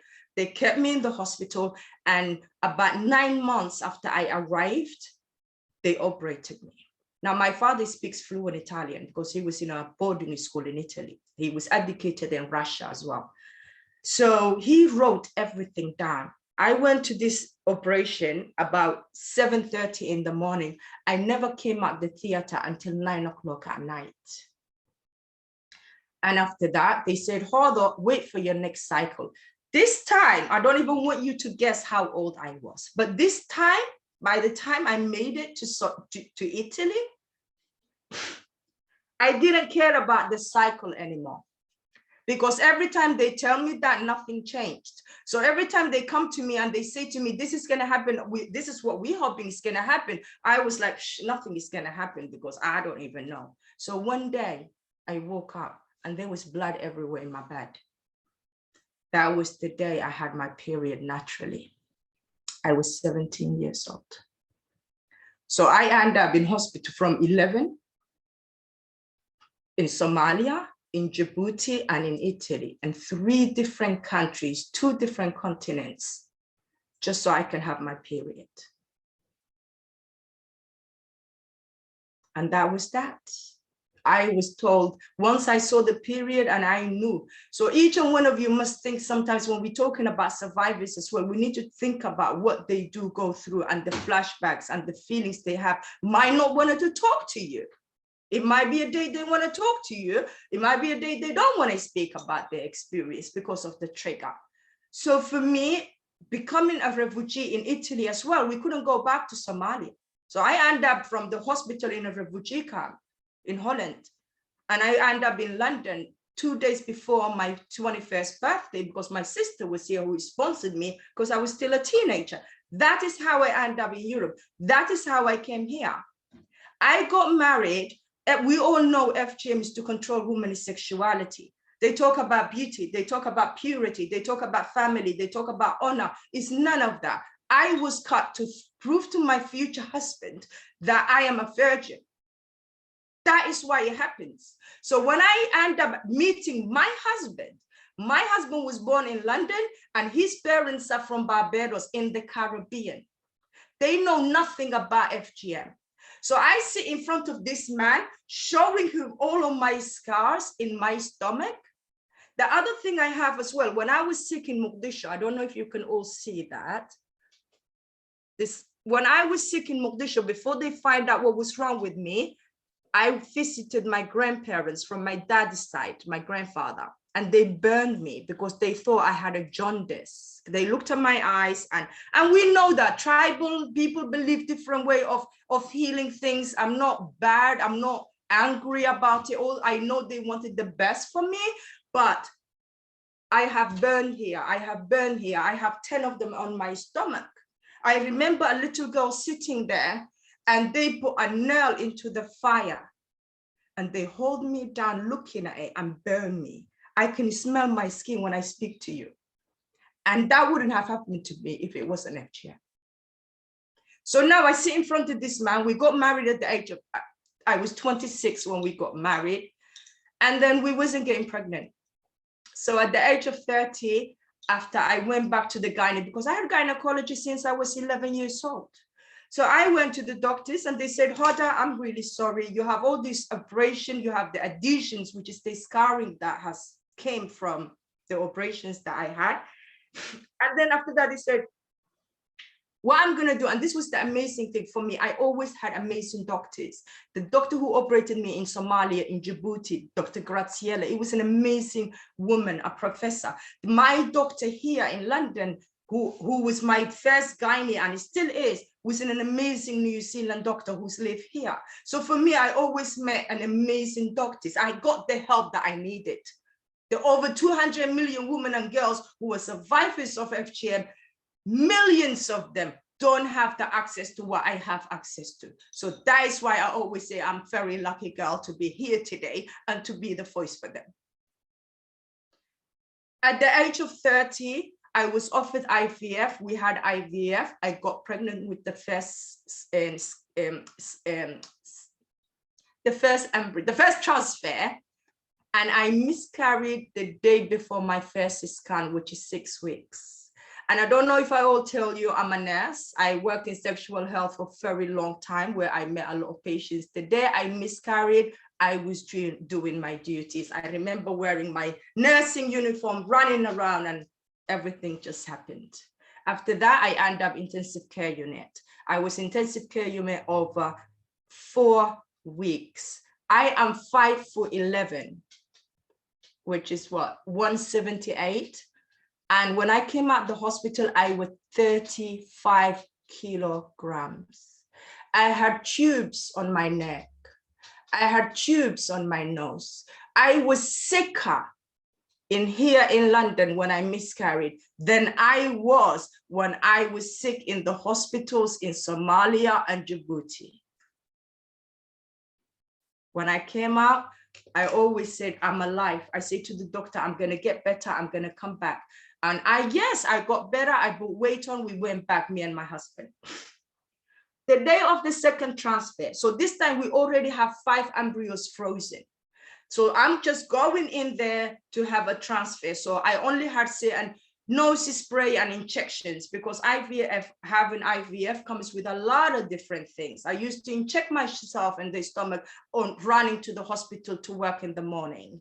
I used to, because you have to do it every day at the same time, at the same thing. So if I'm doing 8 o'clock, I'm already en route to the hospital to work. So I used to inject myself at the hospital, at the bus. I used to have the nose spray. So there's a lot goes with just having a cycle of IVF. But having the embryos, that means I was have a less medication. But the day of the transfer, and one, I'm a nurse, I understand the system. And secondly, I already had the procedure. So what I realized is instead of taking us to the theater, they taken us to an office. And I knew straight away something was wrong. And they said, Hoda and Amin, I'm really sorry. None of your embryos survived. We took them out the freezer this morning. They put it in the liquid nitrogen. They freeze it different times 2 years ago. None of it survived. I was like, okay, so what's my option? I'm alive. Thank you. Alhamdulillah, Allah, I'm here. What do I do now? And they said, wait, he said, I'm just the embryologist. Let me go and get you the doctor. And my doctor came in and she said to me, Hoda, I am really sorry. We cannot offer you any more IVF because if we touch you, it can kill you.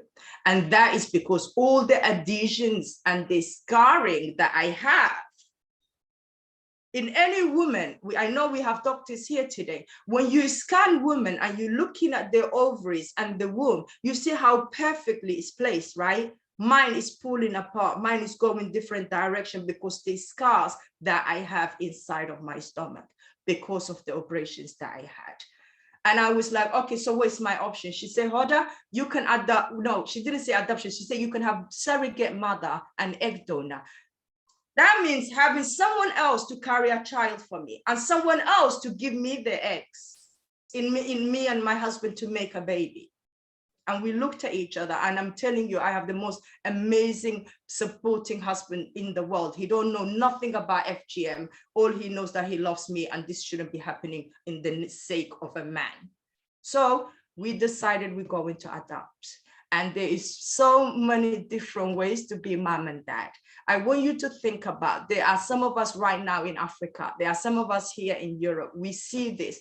And I can tell you this right here in London, talking to you right now, there are thousands and thousands of children homeless and on the street that who don't have anybody. So if we can be mom and dad for those children, that is what we chose to do. And I promise you, you will meet my football team because my plan is to have a football team.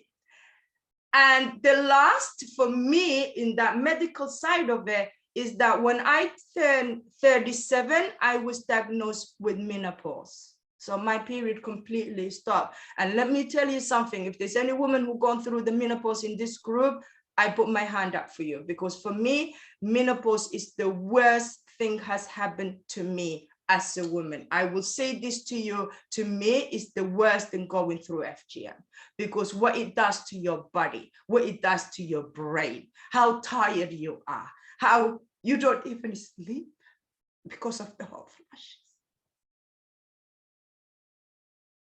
So I've been going through that in the last 7 years. But like I said, I have amazing doctors. So I'm taking the HRT. So I have estrogen patches and I have progesterone medication, but menopause is the worst thing that can happen. And to happen it to premature, because that's what they call, what I had is premature menopause, which is a lot more horrible, I guess, than when you have it naturally. But regardless, for me, that is the worst thing. So that is why I'm here today. In nursing, that was my story, what I just told you. I become a nurse because I had nurses that was looking after me when the war was happening. When my parents couldn't come to the hospital, it was the nurses, the doctors who were my family. They were the one holding me. They were the one giving me medication. So if I can be that, I did something. So I chose to become a nurse, and I worked in Ealing Hospital. But from then to by 2010, we realized there was no knowledge for anybody, for doctors, for midwives, for nurses. If these women come to the hospital, how are we supposed to help them if we don't even know what FGM is ourselves as a professionals? So I chased around the chief executive at the hospital. I chased him around until I told him to sit down and give me some answers. I work in sexual health clinic. I see women and young girls who come in every single day who are survivors. How do I supposed to help them if we're not getting that in education and support? So we went back with the IT department and the manager. And because we are sexual health, so sexual health clinic, HIV, all the infectious diseases, that's what our department was doing. So we are already asking very sensitive questions to our patients, because we asking them about, especially in sexual health, you ask them about their history, right? So I thought, why can we not add the FGM questionnaires there? There's nothing we cannot ask. We already asked them very private questions. So we sat down with the IT department and we deferred with our questionnaire performer. We had 4 questions there. And those 4 questions was, have you had FGM? Drop line, yes, no. What type of FGM? So we have type 1 to 4 or unknown, because what we were meeting young women who were cut when they were babies and they didn't even know they had FGM. So they didn't even know what type they had. So it was to give them a space, if they don't know what type, just to say, I don't know. The 3rd question was that referral, do you need to be referred? So to refer to clinic or the specialist clinics, FGM clinic, or even gynecology, because sometimes sexual health clinic is not what they need. And the 4th one was just to make sure a space where we can record things. Each and one of us who talked about today talked about how important it is to really talk about recording and collecting data. So that is how we started collecting data. And I single-handedly trained the doctors, the nurses, the midwives of all of Northwest London hospitals. Those are 3 big hospitals. And I go to universities and I teach the students. So this is a student nurses and a student doctors and a student midwives, because we need to provide knowledge and education before they actually go to the floor to see patients. We need to empower them to be able to ask those questions to the patient and say, this is what you have, I need to do this for you, I need to do that. But they need that knowledge for them. So now that is what I've been doing. 4 years ago, I've been approached by a charity. 2015, FGM became mandatory in the UK to record and report. But I want you to all think about it. This was 2015. Our government said, if you are a teacher, if you are a doctor, if you are a nurse, you have to record it and report it. But guess what they did? They forgot to do, to provide the education, to provide the knowledge. So the teachers, when it became that, teachers were like, how am I going to teach FGM? How am I going to talk to the parents? How am I actually going to go and teach my children as young as 7 how to talk to them? So what happened was that because of the work that I was doing, they approached me and they say, Hoda, can you come and lead this project? Because what we want is the work to happen in primary school. So that is how I end up in primary school 4 years ago. And what I would like to do now, do I have 10 more minutes or 5 more? I'm sorry, guys. I'm joining you from Hong Kong, and I'm supposed to, it's 1:30 my time, if you don't mind.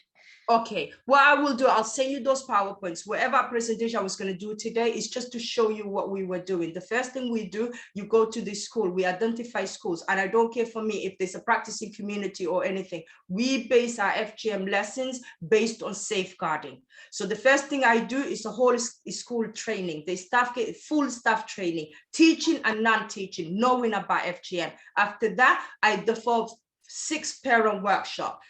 Parent workshops are safeguarding. What is actually safeguarding looks like in your school? Because I want you to think about this. We cannot talk about FGM to the community, to the parents, and educate children without talking about all other aspects of safeguarding. And this is, I think this is where certain places we got it wrong, because if we just concentrate on safeguarding, parents wanted to talk about internet safety. Parents wanted to talk about the curriculum that we are teaching, how to keep them safe. So sometimes we need to provide what the community want in order for us to provide that extra knowledge. So our parents' safeguarding was just general safeguarding in school, general safeguarding in the curriculum, and internet safety. Our fourth workshop is relationship and sex education. So this is in primary school about growing up and puberty. And then the fifth workshop is FGM lesson. That is when I actually introduced the parents to FGM. The sixth parent workshop, I set the class as a classroom. So they become their children, because in the summer term, I go to teach year 3, year 4, year 5, and year 6.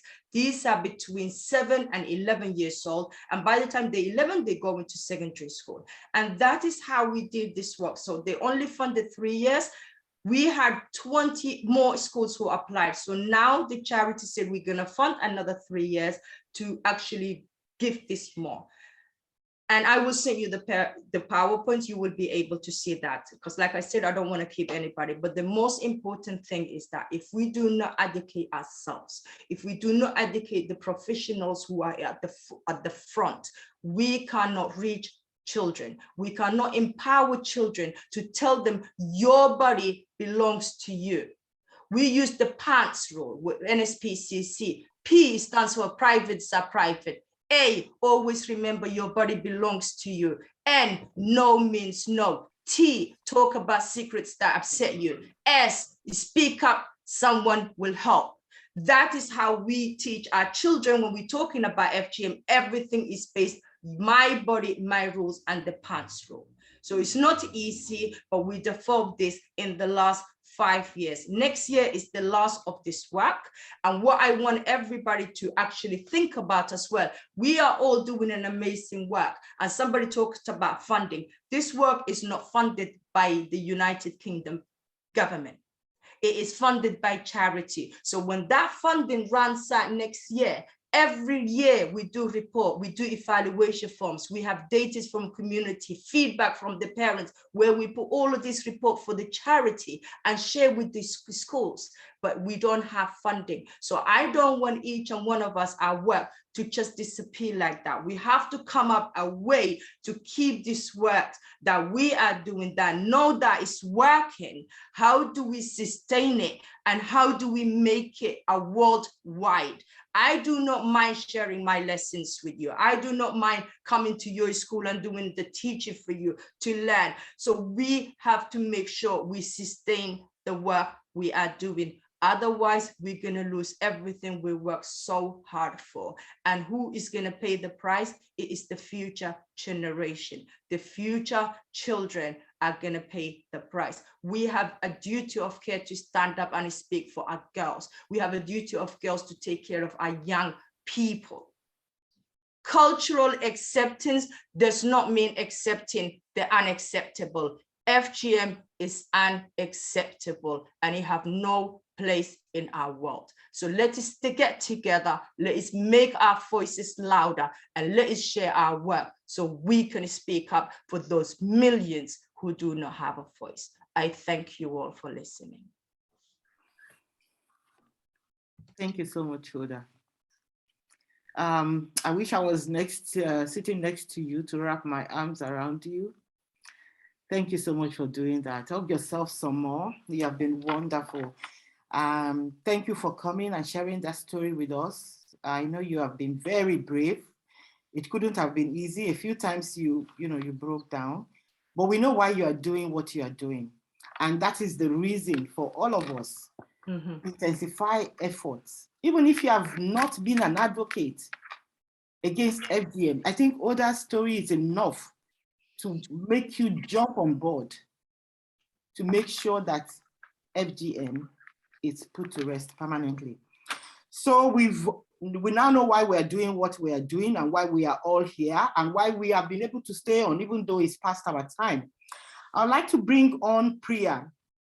Priya Goswami is, she developed an app to bridge the communication gap, because I think that is one of the problems we have. people are not able to talk about FGM. Children are not able to talk to their parents.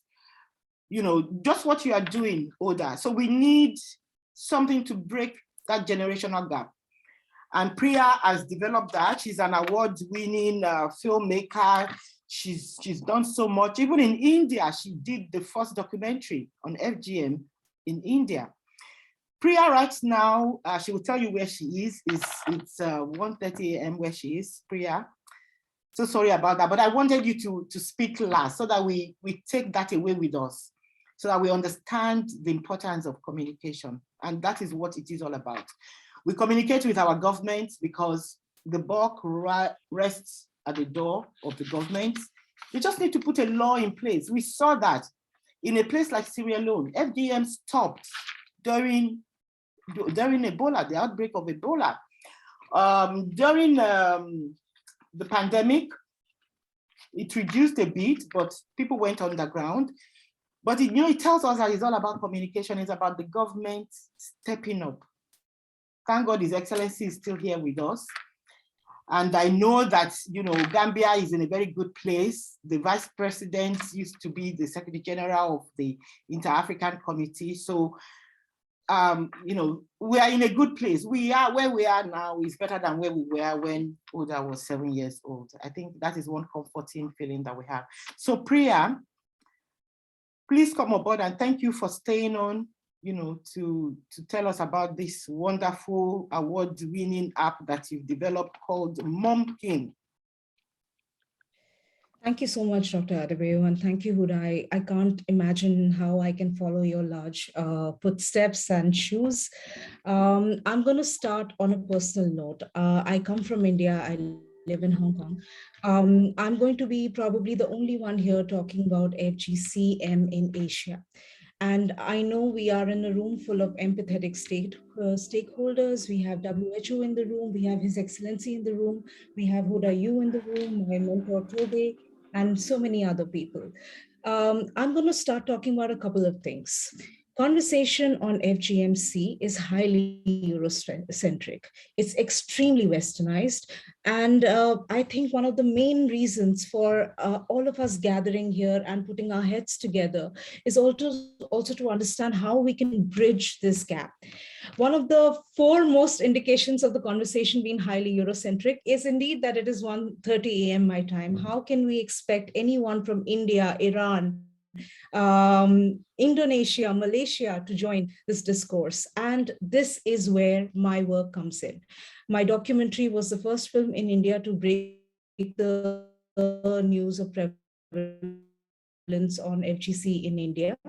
I won the President's Award, following which I've co-founded or circumcision as it is known in the Indian context. I know I sit here amongst a lot of illustrious feminists, and I've had a lot of conversations with them on the need of replacing terminologies, rethinking terminologies such as female genital mutilation to female genital cutting. And I'm here to advocate the Asian standpoint. We speak to a community of Bora Muslim people who are highly educated, partly based in India, and half of the population residing in the rest of the world, in Africa, in Europe, and in America. The community is highly educated, and the community also feels extremely triggered by the use of the word mutilation. And also, we are not aiming to preach here to the choir. So I think I can't do a better job of talking about it as much as a small video can. I'm happy to share it your way.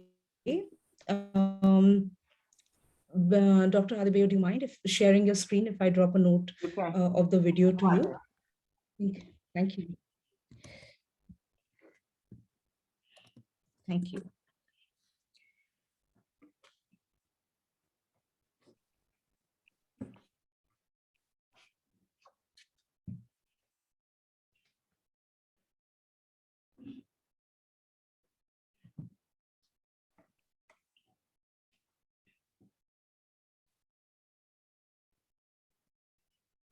Are you able to share your screen? Priya? Yeah, hi. Are you able to Go ahead and share your screen. You can do that. No, I think my system preferences are blocking. If you don't mind, could you share your screen? I've sent you the link. Okay, where did you send it to? To my email? No, it's on the chat. Okay.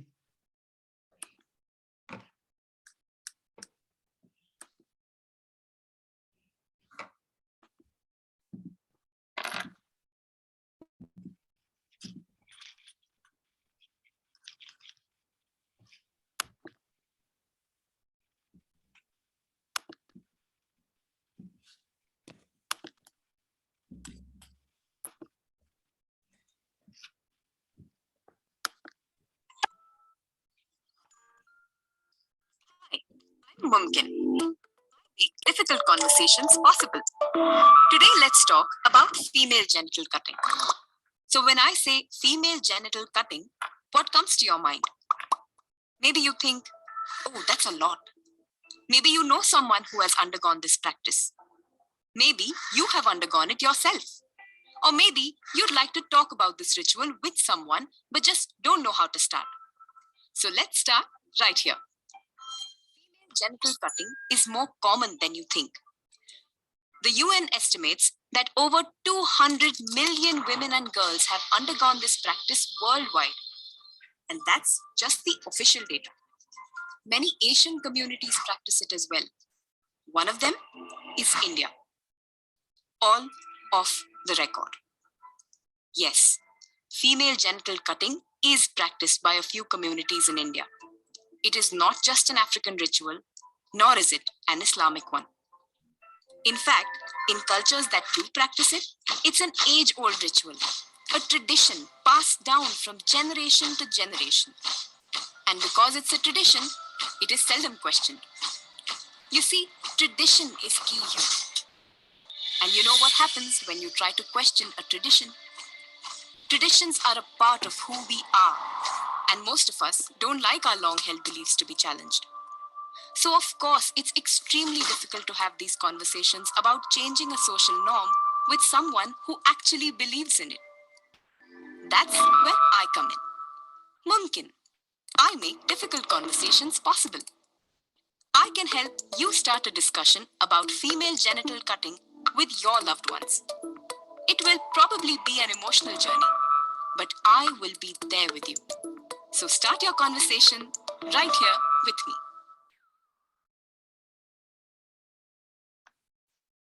Thank you so much, Dr. Adebayo, for sharing the screen. I think my screen. EditorX, the world's most advanced website design platform, made for you. So yeah, this is making case for two things. Female genital cutting or mutilation is also prevalent in Asia. The communities feel highly triggered by the mention of it. The discourse is still somewhere hidden. And there needs to be, like Dr. Harriet mentioned, in West, not West, a lot more push globally on what's happening in Asia. The double whammy here is, like in most cultures, Asian communities are also quite guarded about female sexuality. And are definitely not open to talking about, what happened to them. But there is another aspect to this, and this is key. This is a small minority in the Indian subcontinent, and this is a small Shia Muslim subsect minority, which is even a minority in an Islamic nation. So what we are talking about here is the fear, and rightly so, the fear of opening up in public when there is such aberrant rise of Islamophobia all over the world. So what we are trying to do is build a narrative which is culturally sensitive, keeping in mind that Islamophobia is not just rising in India, but all over the world. I've been also entrusted with the delicate topic of talking about intergenerational gap on FGM. And this comes to mind because, we talk about the power of visuals, the way the Gen Z approaches activism on FGM or FGC is that you see people making reels on Instagram. I wish my screen was a little bit more friendly at the moment to share a small 8-second reel that someone who's all of 19 made to explain what my app does. My app is an artificial intelligence driven app. And with that app, you can have a mock conversation with a relative of your choice. And by relative of your choice, I literally mean a chatbot who you can choose whether you want to talk to your husband or you want to talk to your mother, so that you can open up on the trauma of what happened to you. And I'm keeping this in my mind quite a lot, that we are here talking about bridging the intergenerational gap, and we are bridging this gap quite a lot by using technology and accessible communication. And if there is, if there is one key takeaway in the decade-long movement in India that I can share here with you, it is that we need to foreground the needs of the community so that we are actually able to directly speak to the community, and a community which is so sensitive towards the conversations on FGC that they would almost, monitor the presence of people who are speaking out about it on social media. And another very crucial aspect, especially coming from a technological forefront, is that social media can be a great friend and ally while speaking out about certain issues, but in communities where FGC is a taboo, and communities which has access and power to technology, the survivors are often surveilled, and they are also monitored for a like or a heart on Instagram, which is such a small thing to say. I might share I want to share an anecdote here. Someone from the community who was asked to fly down all the way from London to, apologize because they spoke up on the practice. And how did someone find out that, they spoke up on the practice? They found out because, they liked a picture. So we are treading sort of very delicate waters here. We are also, like all of us here, wanting to foreground the need of resources, but also wanting to foreground the need of accessible communication, which can be definitely done through technology and visuals, which not just has an appeal in the circles, the activist circles, but in the broader context as well. And lastly, I have to say this, that everywhere I speak about FGCM, I'm often greeted with the idea that, oh, I didn't know it happens in India. And it continues to be so even now in international circles. And there's a very serious need to relook at Asian communities that are also very much, I would say, suffering from the practice of female genital cutting. Thank you. Thank you so much, Priya, for that wonderful introduction. I don't want to go into the issue of the language, FGCM. I know there are a few people here who will not agree with you on FGC, but we'll leave that for now. We can quickly take a couple of questions because our time has far gone. If there are any burning questions, one or two, Shadi.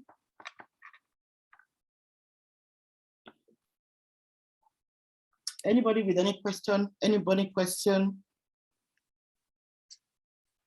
Okay. No, there are no questions. The only one there is actually the one I asked. I haven't seen any other one. Okay, Stephanie wants to ask a question. Stephanie, please go ahead. Yeah, no, thank you to everyone for their excellent presentations. And also Priya, I'm a Canadian American citizen.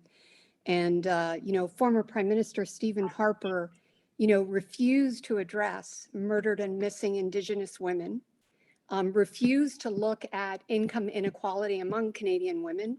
And yet he was very vocal about FGM as, quote, a barbaric practice, which to me is classic Islamophobia. And so I completely agree with you in terms of how we address the issue in the global north, because of course, on the one hand, we want to draw attention to it, but at the same time, we don't want to reinforce, the anti-gender equality movements discourse, specifically around gender equality and harmful practices and sexual and reproductive health and reproductive rights more broadly. But my question is actually to Toby, and I'm sorry, I don't want to mess up your long last name. I thought it was interesting that you started your presentation with colonialism and the fact that colonialists were the first to sort of express opposition to the practice. And in fact, it occurred to me during your presentation that we really should be situating FGM, I think, within, post-colonial discourse and Orientalism, right? Because again, it's very much Orientalism in terms of, how the global North treats the issue. That said, I feel like, there is this tension between what is culturally appropriate, but also, universal human rights and the risk of cultural relativism. And I'm thinking specifically of the court case in Kenya, in which the doctor whose name, escapes me, basically argued that opposition to FGM was colonialism. Or is a form of colonialism. So I guess what I'm asking is, how do we ensure that, interventions and programs are culturally appropriate, are nuanced, while at the same time recognizing that issues around bodily integrity and children's rights, and I feel like often we don't talk enough about bodily integrity when it comes to FGM because the practice is often performed on minors. In addition to addressing the issue around gender norms and recognizing, Tahoda's, presentation, very moving presentation about her own personal experience with FGM, the idea that it is about controlling women and girls' sexuality. So I'll stop there. Thank you. Yeah, Stephanie, I'm happy to think about your question, but I fear I'm not going to be able to answer it because one of your major premises is not one I can easily accept. If you consider that there has been a large segment of the movement in the West, which has been led by people, inspired by people like Effa Adorganu and Awatiam, and like Bissi, and any number, and Hoda, of course, and Layla Hussein, people whose rhetoric is uncompromising and straightforward. When we use the same terms, and I'm not speaking now only of what to call it, I'm talking about the emphasis on recognizing what consists of human rights for people born in female form. I'm not sure that you can easily accuse the United Nations and WHO and many of these other umbrella organizations or the grassroots organizations that are proliferating in France and Italy and the UK and Germany, in Spain. I don't think they are using, for the most part, a colonial discourse. And I'm sorry if I could just clarify, because I've actually worked as a consultant for UNICEF and UNFPA, and I'm in no way suggesting that colonial discourse has necessarily informed current activism, in the global North. And to Harriet's point, FGM occurs globally. I just think that if your starting point is that opposition to the practice began with colonialism, I think that, it does create this tension, certainly where, it could result in a form of cultural relativism, where, again, I'm using the court case in Kenya as an example of where the doctor who challenged the laws, the legislation on FGM, banning FGM on Kenya, she argued that banning the practice actually did reinforce colonialism, because colonialism is where opposition to the practice began, and that at the end of the day, it's an inherent part of the local culture. So just to be clear, I'm in no way suggesting that anyone on this panel is being a colonialist. Far from it. No, I think I understood that. But what I didn't make clear was that, in fact, in those early years in 1980, the Association of African Women for Research and Development, for instance, what they were objecting to was the fact that discourse was thrown over their heads, so to speak, that no one had consulted them as to their feelings about the practice and so on. But it was already in 1984 that the scales tipped. And that those who were had been insensitive in their fury at finding this human rights violation totally unacceptable. I think that the discourse has the major discourse on the issue has been within the purview of those insiders most intimately involved for a very long time. Thank you, Stephanie. And I would like to add another caveat.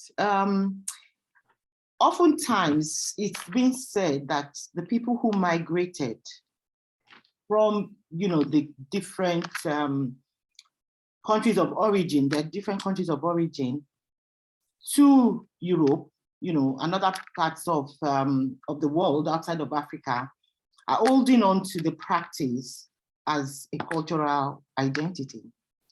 So I think that could be also the link with the colonial discourse. I think we can also place that somewhere there, that these are some of the cultural issues. And Toby knows about it, because I think your last conference, the King's Conference, was on cultural inscriptions, bodily inscriptions on women. So I don't think we can divorce the two. When we are discussing these issues, I don't think we can discuss, we can separate them. It comes together, it's a package, it's a cultural identity, people holding on together. It's also, like Oda mentioned, it's also preserving the girls, because people, people back then feel that this is the only way to erode, to ensure that Westernization does not erode their culture. So let me go around our speakers now. We've heard a lot, and a lot has been said this afternoon, evening. We need an holistic approach, very clear. There's no one single approach to ending FGM. We've seen that. What more can we do? And I'm going to start from, from all our panelists. Thank you all for staying on. What more can we do to bridge that gap? Bridge the gap across the different divides. For me, I still hold on very strongly that our governments are to be responsible now. I honestly, if FGM, the laws against FGM is enforced, people will stop the practice. And I would like to start with KBSC, because KBSC and all the traditional rulers in Africa hold a very strong, they're in a very strong position to also assist the government to end this practice. Because you are there at the grassroots, you can easily monitor, nothing goes on in your enclaves, in your communities, in your kingdoms without you knowing about it. How does these things escape? Do they escape you? And how can we ensure, how can we help you to ensure that you are able to monitor that situation? And I'll also, any of our panelists are also free to join into this question. And I hope each of you will have something to say on that. How can we close that gap between enforcement and the laws and the local actions to ensure that we keep our girls safe? Thank you very much. Can you hear me? Yes, we can hear you, sir. Okay. I appreciate this wonderful opportunity to express our views and our feelings on the FGM/C. I haven't said so much. We still have a long way to go. I was telling you about the organogram. First of all, that we are close to the grassroots and we can be a kind of instrument to effectively ban this practice. But we are not even, it's just the tip of an iceberg. We've not been fully involved. We are an NGO. No government is supporting us except UN Women, once in a while, UNFPA. Can you believe that for us to get our people on board to be legally enabled as an organization, as a council, we cannot find a sponsor to get us one or two people of our executives to go across to these places, to King of Zululand, to King of Uganda, to go to right the headquarters of the Kotla Group is in Nigeria. We are lucky to have the signatures of Sultan of Sokoto and all the officers. But to go to Ashantiene, no sponsor. To go to King of Morocco, no sponsor. And unless we activate this this movement, we cannot get anywhere. And that's the only way where we can raise a campaign. Throughout the last time we had a meeting was, well, most of the time, the last 2 or 3 years, going to 2.5 years now, is by Zoom. We are lucky we went for the steering committee meeting in Kenya. That's last about 5 months ago. Then we have spotlight initiatives by UN Women and European Union. That was in November. And of course, all of us were engaged at the 16 days activism. But we don't get sponsors. And it's only, when we went for the generation equality in Paris, gender, okay, I'm sorry. I feel personally committed. Let me put it this way, in a nutshell.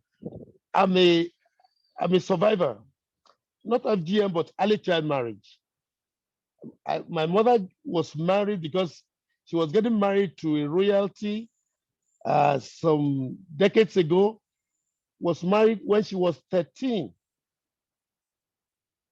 And I was delivered, but my mother bled to death after delivery. I only saw, after delivery of 4 days, I never saw her again. The only picture I can recognize my mother. So when you're talking about early child marriage or female genital mutilation, these are some of the bad, harmful practices going on in Africa. And that's why someone like me is committed. Most of the things we are doing either through our own hard-earned money, we don't have sponsors. And in my own constituency, traditional leaders can only listen to traditional leaders. We don't have sponsors. The government are so involved with their, only God knows the level of corruption in Nigeria. Vis-a-vis in Africa, they don't give so much attention to this. And that's why we want to, and unless we jump into it, like I said, we need to cooperate to operate. And if we don't raise our voices up, no, they think we are complicit. And if people like us don't do it now, who will do it? If we don't do it, who will do it? And if not now, when will it be? Before I turned 50, I became a king about 16 years ago. I already spent 25 years of my life in the United States, in New York. And coming back, I know is a call to serve. And I believe, apart from character and honor, integrity, service is so important to us in our lifetime.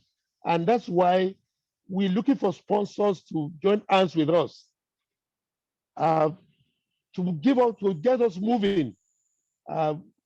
And we can take the campaigns to all our brothers, the brother kings, and religious leaders in various countries all over Africa. We need sponsors for this, and we are lamenting. So we are, in a nutshell, we're just at a standstill until the budget is passed by UN Women. Then we can, maybe another 2-3 months, we have to write for another. We went for the campaign in Abuja about 4 months ago. We've not been paid up to now. For us to leave our palaces and things like that, there's so much bureaucracy. And where can we go? I hope it's not just, so we need to be more involved and we need to be engaged. Use us. We are ready for you. We are close to the community. We are close to the grassroots. So we just need sponsors as far as we are concerned. Thank you very much. Thank you so much, Kabesi. We really appreciate Thank that. you. We'll take this offline and we'll talk more about that. Okay, very good. Yes, Thank yes. you. So our honorable panelists, anyone, you know. Yeah, I just wanted to jump in. Yes, Excellency. Yes, I have to run to a reception event that is starting shortly. Yeah. Just wanted to take the opportunity to convey my appreciation to the panelists and all the presenters for a very insightful learning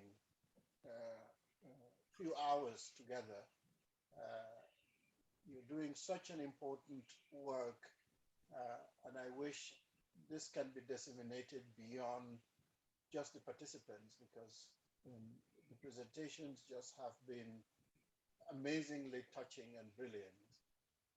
These are knowledge that must be shared continuously, and we must not relent and take any assumption that this is over.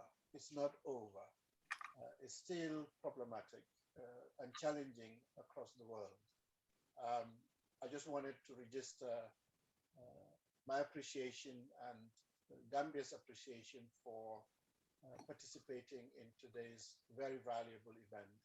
I wish I could stay on and add my voice to the wrap-up sessions, but I'm afraid I must go. But I look forward to further collaborations and supporting your initiative, or our initiative, to rather correct myself, because it is important. And to Honorable Huda, you really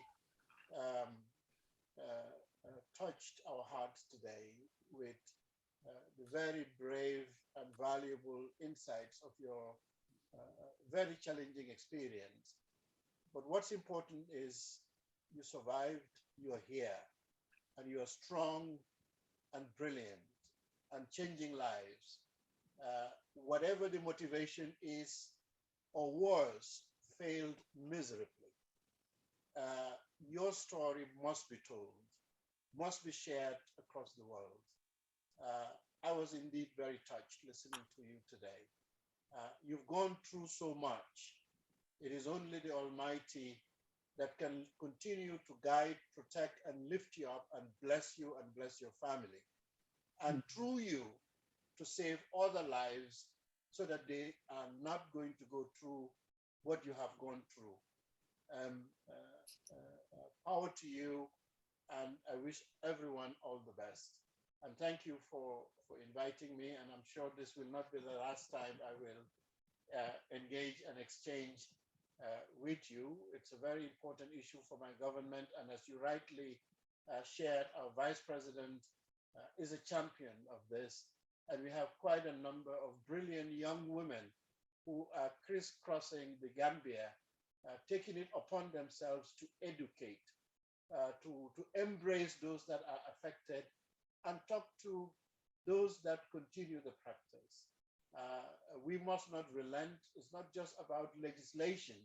It's about the implementation and accountability, and the courage and conviction to ensure that collectively this is resolved, and stop the excuse that it is a cultural practice that must continue. It's not a good cultural practice. And there were many horrible cultural practices that we've done away with. This must be done away with, and it will take everyone, and not to point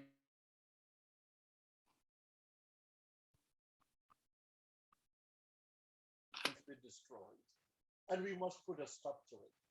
Anyway, thank you very much, and you have a wonderful day. Thank you. Thank you so much, Excellency. Thank you very much for that.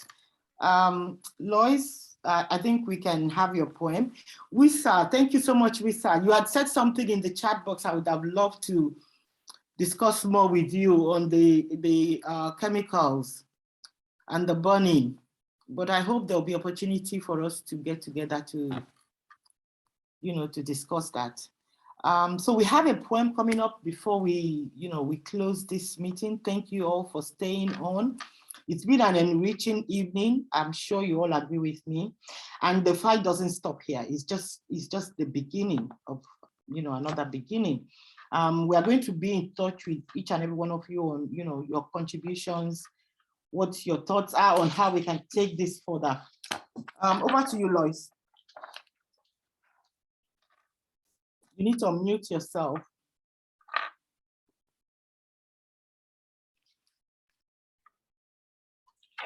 This is an FGM poem from Somalia. Birth of a baby must be a blessed event, but mine was nothing short of a curse. Daddy's face didn't shine. Drums didn't make noise. No shots were fired. No ceremony was held. The newborn was me. I am a girl. In my culture, gender counts most. A girl is not as welcome as a baby boy. Raising camels in the rangeland is the family's highest priority.